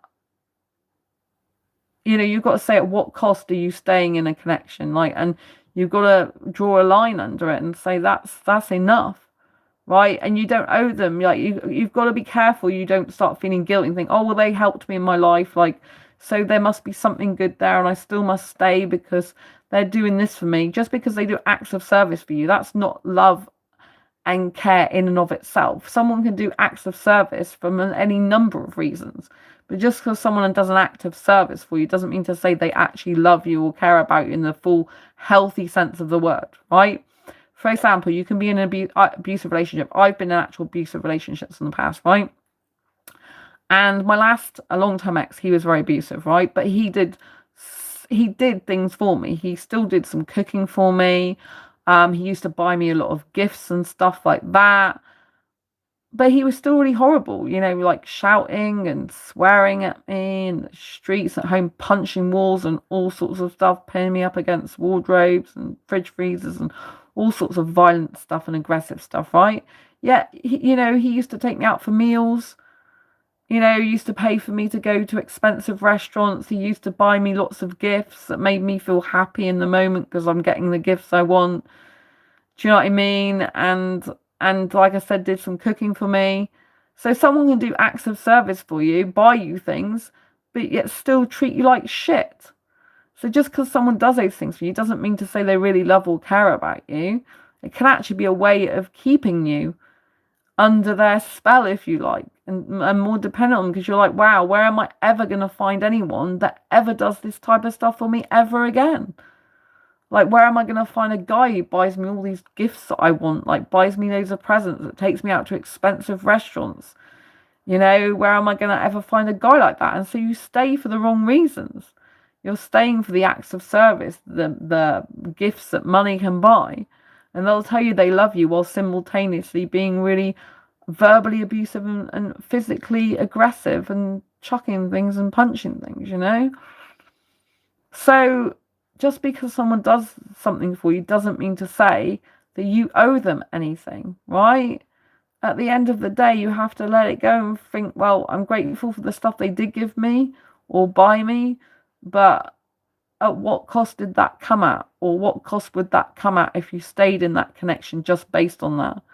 Right? Some people make themselves indispensable in your life in order for you to hang on to them because you feel you can't get any better. But actually, if you rely on yourself and you take life into your own hands and you become strong yourself, then they can't compete with that, because you've got the best person for you. You know yourself better. You know what you like, dislike. You can look after yourself much better. You can be a healthier person for yourself than they can. You can tender to your needs. You can be there for yourself. You don't have any ulterior motive just than to please yourself and be happy for yourself and to help yourself, because you are yourself, if you understand what I mean. You're not trying to gain anything out of it other than making yourself feel better and loved and cherished and adored. And so, you know, like, my life's gone from strength to strength. Like, I'm like, wow, I look at this channel, and when I told you I'm in Matthew Hussey's Love Life Club, Matthew AI, who's his clone, said to me, Sandra, what's changed that you're getting all these viewing figures? You know, and I'm like, because I don't have my former best friend in my life anymore. I'm like free, you know, and I don't have that anymore. I don't have the imbalance. I don't have that toxicity. I don't have that nervousness and anxiety like I had before. And I've got a lot more time on my hands to do what I love and what makes me feel happy, which is being on this channel. And I have had a lot of support from you, so it's not just myself. At that point, it was mostly more to do with the work I put into producing more videos. But I know that a large proportion of my success is down to you, the watchers at home, you know, or wherever you are. I've had someone come on this channel recently and they have been posting to subscribe to my channel, which is so kind of them. I'm sure that's a reason why my subscribers have gone up a lot. I'm trying to post content that's different types, but people really love and enjoy, and trying different things as well. And I've been posting a lot more. One day I think I posted 26 short videos, which was a lot of work for me, but it made me really happy. And just being here, connecting with you, feeling part of this beautiful community we've created on this channel, it feels amazing, you know. And I just feel great to be able to live my life authentically as my asexual self and share that with you in real time as much as possible. Some videos have to like record at a slightly different time if I haven't got enough internet allowance, for example, outside. But, you know, it's like my real life in real time a lot of the time, and I'm just uploading shorts as they happen, or I do some catch-up shorts. I've still got some aquarium videos to upload, actually. So some of that is from past, like a recent past as well. But I know you love the aquarium videos. So for me, I'm a lot more freer. I can go and do what I want when I want. I have a lot more support with myself. It's really weird. I feel I'm supported more now I'm on my own than less. It's really bizarre, isn't it? But it proves that I'm more in a more healthy place with myself and my life by not having that person directly in my life anymore, as in not talking to them directly. I've still got a direct link to them because I'm legally tied to them in a way that, you know, is binding, unfortunately. But other than that, you know, I haven't spoken to them for ages, thank God, or had to communicate with them because I'm not interested. I'd rather just chill out by myself and be with myself. I don't want really anything to do with that person anymore. It's just I have to for that reason, you know. But yeah, and I just love being by myself and with myself. So I wanted to show you this video, like how you can just be completely by yourself with no friends whatsoever, and you can be happy by yourself. I'm still open to connections. I'm still open to having friends in the future, or possibly even a boyfriend, maybe. But I think I've got a lot of work to do on myself with my anxiety, particularly because I've got an anxiety condition, and relationship anxiety really is my worst. So I want to spend a lot more time with myself, getting myself a lot more comfortable, even more with myself, and carry on building on the strength of my core self and the confidence on my own, so I have a lot more stable foundation for possibly having a romantic relationship in years to come with someone. But I'm okay if I don't be in a relationship with someone in the future. I'm okay if I am single forever. I'm okay even if I don't end up getting more in-person friends. I'm okay with that. I'm actually really good at the moment with that. I feel great. I feel like the world's my oyster. I haven't got any ties anymore. I mean, I like living where I live anyway, but I don't have any ties anymore. If I wanted to go somewhere else, I could easily, because I don't have anyone even near me that, I mean, that's my friend anymore. So I have no ties. I can just go wherever. I'm a lot more freer, and that's really empowering. And I couldn't have done this, I don't think, without being the Love Life Club, because the Love Life Club has got lots of ongoing coaching every week, training, red flags, toxic behaviors they talk about. One red flag is like someone who doesn't ask you any questions. So someone who doesn't ask yourself any questions about yourself, then that's a red flag. It means they're not really curious. They're not really investing in you. They might be attracted to you. They might like your company. They might be bored, but they're not really invested in you as a person. They're not really curious about you as a person. They're not really interested in you as a person, right? So, like this person wasn't really curious about me in the end. They were barely asking me any questions about myself. It was just me asking them about themselves. That's so one-sided, and it felt crap, excuse my language. But now it's like, I don't have that anymore. I've got people like strangers wanting to talk to me and asking me loads of questions. Even the person that connected with me in the last 48 hours on Facebook, they were asking me a ton of questions about myself. Do you know what I mean? Strangers on the bus, on the bus and at the bus stop, I just feel so much good, so much more, so good and so much better. I'm trying to say. I'm getting a bit sleepy now. I've been live streaming for nearly 2 hours, and so really lean into yourself, like get to know yourself, like I want to recap before I close this live stream off, right? So to recap, it's all about building a sense of self, understanding yourself, connecting with yourself, getting rid of toxicity in life and people that are no longer good for you or serving you or helping you, or making them turned off to you, basically, and politely saying that your values don't match and align if they don't with your lifestyles, and moving your own separate ways, so you invite more healthier connections in. But when you work on yourself, it's all about, like I said, nutrition, feeding your body. It's about self-care and self-love. So self-care and self-love can look like anything from like nutrition and all of these things, taking a shower, wearing nice clean clothes, doing some exercise or fitness, looking after your hobbies and interests, growing those, your passions, to make yourself come alive. Finances, I didn't bring that into it. Taking care of your finances, budgeting effectively, stacking some money up in the bank, so building your savings up so you've got a nest egg for yourself, so you've got something to fall back onto, and do contingencies for yourself. Helping yourself to feel safe is something I haven't really talked about. So I bought new phones because I got disabilities. I might have a fall. I've got a now new 4-phone set where I have a phone in every room, apart from the bathroom's not got one, because you can't put one in the bathroom. You could take one in the bathroom, but you can't fix one in the bathroom. So I've got one in the hallway now, one in the master bedroom, one in the second bedroom, which is like a storage cupboard, and one in here.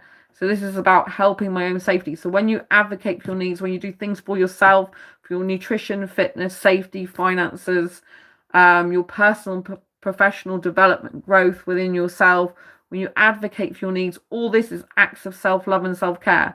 Sleep, chill out, watch a movie, know when to relax, know when to step up to the plate and push yourself and challenge yourself. Have relaxation time, where that's chilling, watching a movie, going to see a comedy, going for a walk if you like walking, going to the cinema, go on self dates. Really recommend that. That keeps you in touch with yourself, keeps you like loving on yourself and feeling good about yourself. Like going out and getting out of your comfort zone, pushing yourself to go to meetups, try new meetups you've never been to. Remember I said about the technique earlier?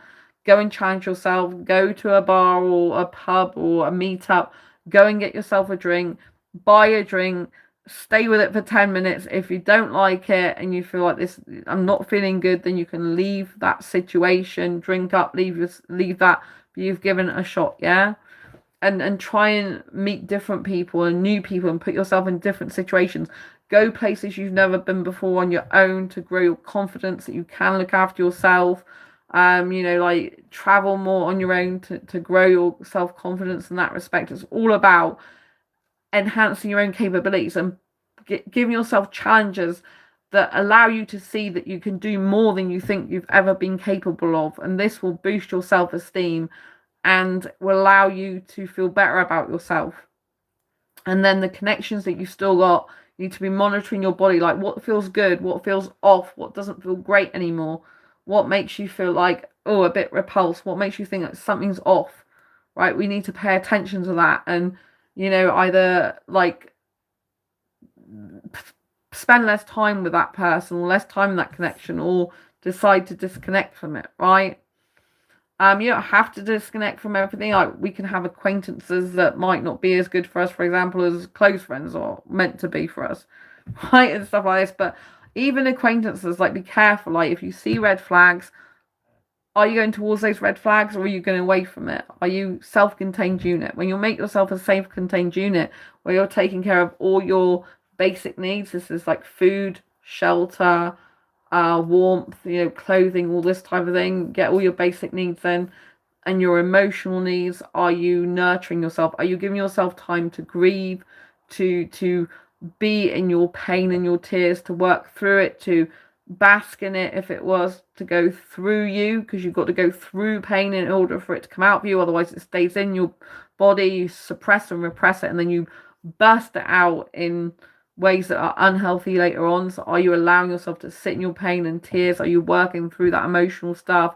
Or are you in denial the whole time? Denial's not healthy. So allow yourself to feel the pain emotions, but bring yourself back to the present. Look towards the future. Start having a few plans or goals for the future, or just one goal. Or even if you just like, all you can see in front of you is the next few days. Like, what am I going to be doing for like tomorrow? If that's all you can fathom at the moment because your mind's not in that place, and just allow yourself to do the next day and to just do a bit of things that make you feel good or that make you feel productive, and just we're all about growing our self-worth and confidence and self-esteem by believing our own abilities, by using our abilities to enhance our life and by leaning into that, right? So if I want to watch a movie, like I'll go and watch a movie now and stuff like this, like I watched a movie day before yesterday because I was feeling upset, and I'm like, I want to watch a movie now to calm down, right? And it's because I started thinking about my Indian soulmate, because I've had two Indian guys. The first guy, doesn't bother me. That was just like a friendship thing. But the second guy like came into my life, I started feeling a bit attached to him romantically, and then it reminded me of my actual belief in my Indian soulmate that I haven't met in this life yet, I believe from a past life, and I've tried to put that aside, that thought. I've tried to just get on with my life and think I'm good on my own, which I am, but that came flooding back, and then I got upset that I haven't met him in this lifetime yet, and it's quite difficult for me because I feel like I love someone from a past life, like a soul connection in this life. And this is like really real to me. It's like, I know people might not believe in past lives and reincarnation and like we've been here before, and that's perfectly fine if you don't, and people might think I'm crazy or delusional or not thinking in reality, and you can feel all that and think all that. That's absolutely perfectly fine, but I know my truth and what I feel and think, and it's very real for me. I honestly feel like I've loved someone from a past life, and I might never see them again in this life, and that does upset me. And I put it aside thinking, well, it's okay, that was a past life. You're living in this life now. If you don't meet him, it's fine. You love your single life anyway. You're very comfortable being on your own. You prefer being on your own to even living with someone. It makes your life a lot easier being on your own. You're feeling better about being on. And I push it to the side. I try to get out of my mind. But when someone instigates a bit of those romantic feelings or a bit of kind of attachment, it's an Indian guy, it automatically just, like, this particular person just brought all the flood of like emotions back for that person I feel I've not met in this life yet. And then it gets me thinking, oh well, maybe I should be continuing to look for my Indian guy in this life. And then I start looking on Badoo, and I had a little look through, and there's quite a lot of Indian guys on there. But of course, there's no asexual Indian guy that I know of on that site, even though I'm asexual and Badoo has an asexual category. But at least I got to see a load of Indian guys for a while and what's possible. But you know, I have to realise that it might never happen in this life. I might never find my Indian soulmate, and that's okay. You know, be okay with that. But every so often now I get really upset, and so I had to sit, and I was really flooding with tears. Like, I was talking to Gemini AI at that point on my phone, because my new phone's got Gemini on it. It's like my assistant as well, and I got it on text message to converse with it, or I've got it as an assistant as well, so it's quite cool. And yeah, so I was just working through those emotions, and once you work through them, they get out of you. Then I was watching a movie which makes me feel really good, and it's actually about curvier women. And how, you know, it's a very good storyline. And it's all about, like, they went abroad and they met these Nigerian men who are really into curvy women, and it's what they actually love. They don't like skinny women over there. So it's just a reminder that there's someone for everyone, and for everybody there's someone that likes that body. But the most important body to like is your own, right? I love my curves, even though I wouldn't want to be the type of person that was always worried about what I ate all the time and felt I couldn't eat something and I've always got to watch what I eat. I just can't live like that. To me, that's not a life, right?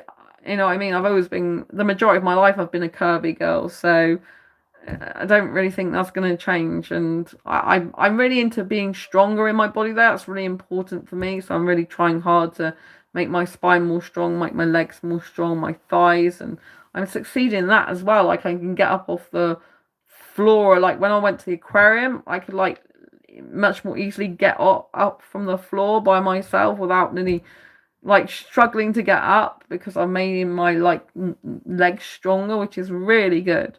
So just keep doing things that make you feel good, that give yourself little challenges, and just have so much love and compassion for yourself. You know, my life's completely changed for the better. You know, I thought that I would be like really upset that this person's gone, and now I'm like celebrating, thinking, yeah, they've done the best thing they could possibly do for me. They've got out of my life in the most dramatic way they could possibly do it, and that was made it easier for me to have that person out of my life. And now I don't have any deception going on that I know of. Well, at least not from that person. So I can just be with myself, and I know I don't deceive myself. So, you know what I mean? So lean into yourself, lean into your passions. You know, look at all different aspects of your life and what you can control, and just focus on that and yourself. And just, you know, feel good about yourself. You know, you can actually feel better about yourself when you're not in toxic connections. If you're not feeling good about yourself, it might be because you've got some toxic people connections that are putting you down, making you feel small, or, you know, they don't even have to put you down directly. They could be devaluing you. So you could have people who put you down or belittle you, but you could also have other people that are devaluing your worth. So it's like putting you down in a different way. It's not like verbally putting you down, but it's like taking things away that they might have praised you for before and devaluing you. You know what I mean? So it's like putting you down from up there to down here, but not a put down, if you know what I mean. I hope you understand that. Anyway, live your life for you. Be happy. Do what you want to do in life, and realise you can be completely on your own, yet not lonely, because you've got yourself and you're making yourself happy, and you're finding yourself fun to be with. You're still going out to meetups and connecting with other people online and offline, even though you're not necessarily going to be friends with them. That's fine, unless you do have other friends, and that's great. But if we're talking about being completely on our own, know that you can do it. You can walk away with your head held high when someone isn't treating you right. You can be by yourself, and you can absolutely love your single life being on your own. Being on your own does not equate to being lonely, because if you're happy being on your own, then you're actually feeling amazing being on your own. You're not feeling like, when we're on our own and we're not feeling good, it's because we lack something, or we're feeling we need something that's not within us. But when we're being with ourselves and we're feeling good in our own body, our own skin, and we're making ourselves happy, and we're constantly saying, like, how can I make myself feel better? Where it's cuddling a cuddly toy, having a nice cozy blanket on ourselves, cuddling the blanket into ourselves to make ourselves feel snugly, having a nice warm cup of tea, having a beautiful fresh shower, wearing ourselves a bubble bath, putting some incense into the room, lighting candles, taking ourselves out for a meal or for a walk or to the cinema, going and doing an activity, doing a bit of traveling for ourselves, buying ourselves a nice item of clothing, buying ourselves a nice bag, buying ourselves some food, basically treating ourselves like the queen, king, prince, princess, whatever you want to call it, by treating ourselves like our best friend to ourselves and the most amazing person in our own life, and filling our own cup up, we can create an amazing life. And the more you have variety of what you love in it, the more you'll find your own life interesting. The more you lean into purpose and passion, the more you can feel good about yourself. The people that don't feel good about themselves are ones that just wishing their life away or waiting for someone to come and save them, and they're just watching TV all the time and not doing much with their life. Go and get a hobby, go and get an interest, volunteer if you don't know what else to do. Go and volunteer in a charity shop or something. Go and volunteer to help a charity out, you know. Do something that makes you feel good and empowered and gives you purpose in your life. Not something where you're just meandering along, right? Give yourself something that gives you passion and purpose and makes you feel good about being you, and you're doing it, you know, because it makes you feel good. And also, if it's to help others, that's great, but it comes from you helping others because you want it, not because someone's forcing you to. I love helping you here. I hope you've enjoyed this live stream. Thank you for everyone who's been in chat, who's been great, Crystal, Gary, and other people. So yeah, someone asked me, am I single? Yes, I'm happily single. You know, so yeah, I really love people who've been here. You know, thank you so much to all the people. And if you're new to asexuality, you want to learn more, go and get a copy of Asexual Perspectives. It's on Amazon. It's 47 asexual stories. This is all about love, life, and sex from an asexual point of view. So go and grab a copy of that. I've got Diary Confessions of a Hyper-Romantic Asexual. If you're into dating, go and grab a copy of that. And you've heard me mention fibromyalgia as a disability. Well, this is the biographical version of how I manage fibromyalgia in a superhero style way, to have less pain, more energy, and feel happier like a superhero rock star. Even if you haven't got fibromyalgia, if you love autobiographical reads, go and get a copy of this. It'll teach you how to manage your pain and up to 25 aspects of your life to live a happier life. Yay! And I really appreciate you being here. Lots of love. Take care. Thanks for tuning in. Don't forget to subscribe. Give this video a thumbs up if you like it. And hit the bell icon so you never miss an episode. And share this video with anyone you think may benefit from it. Lots of love. Sending my self-love out to you. And I appreciate you being here. Take care. Bye.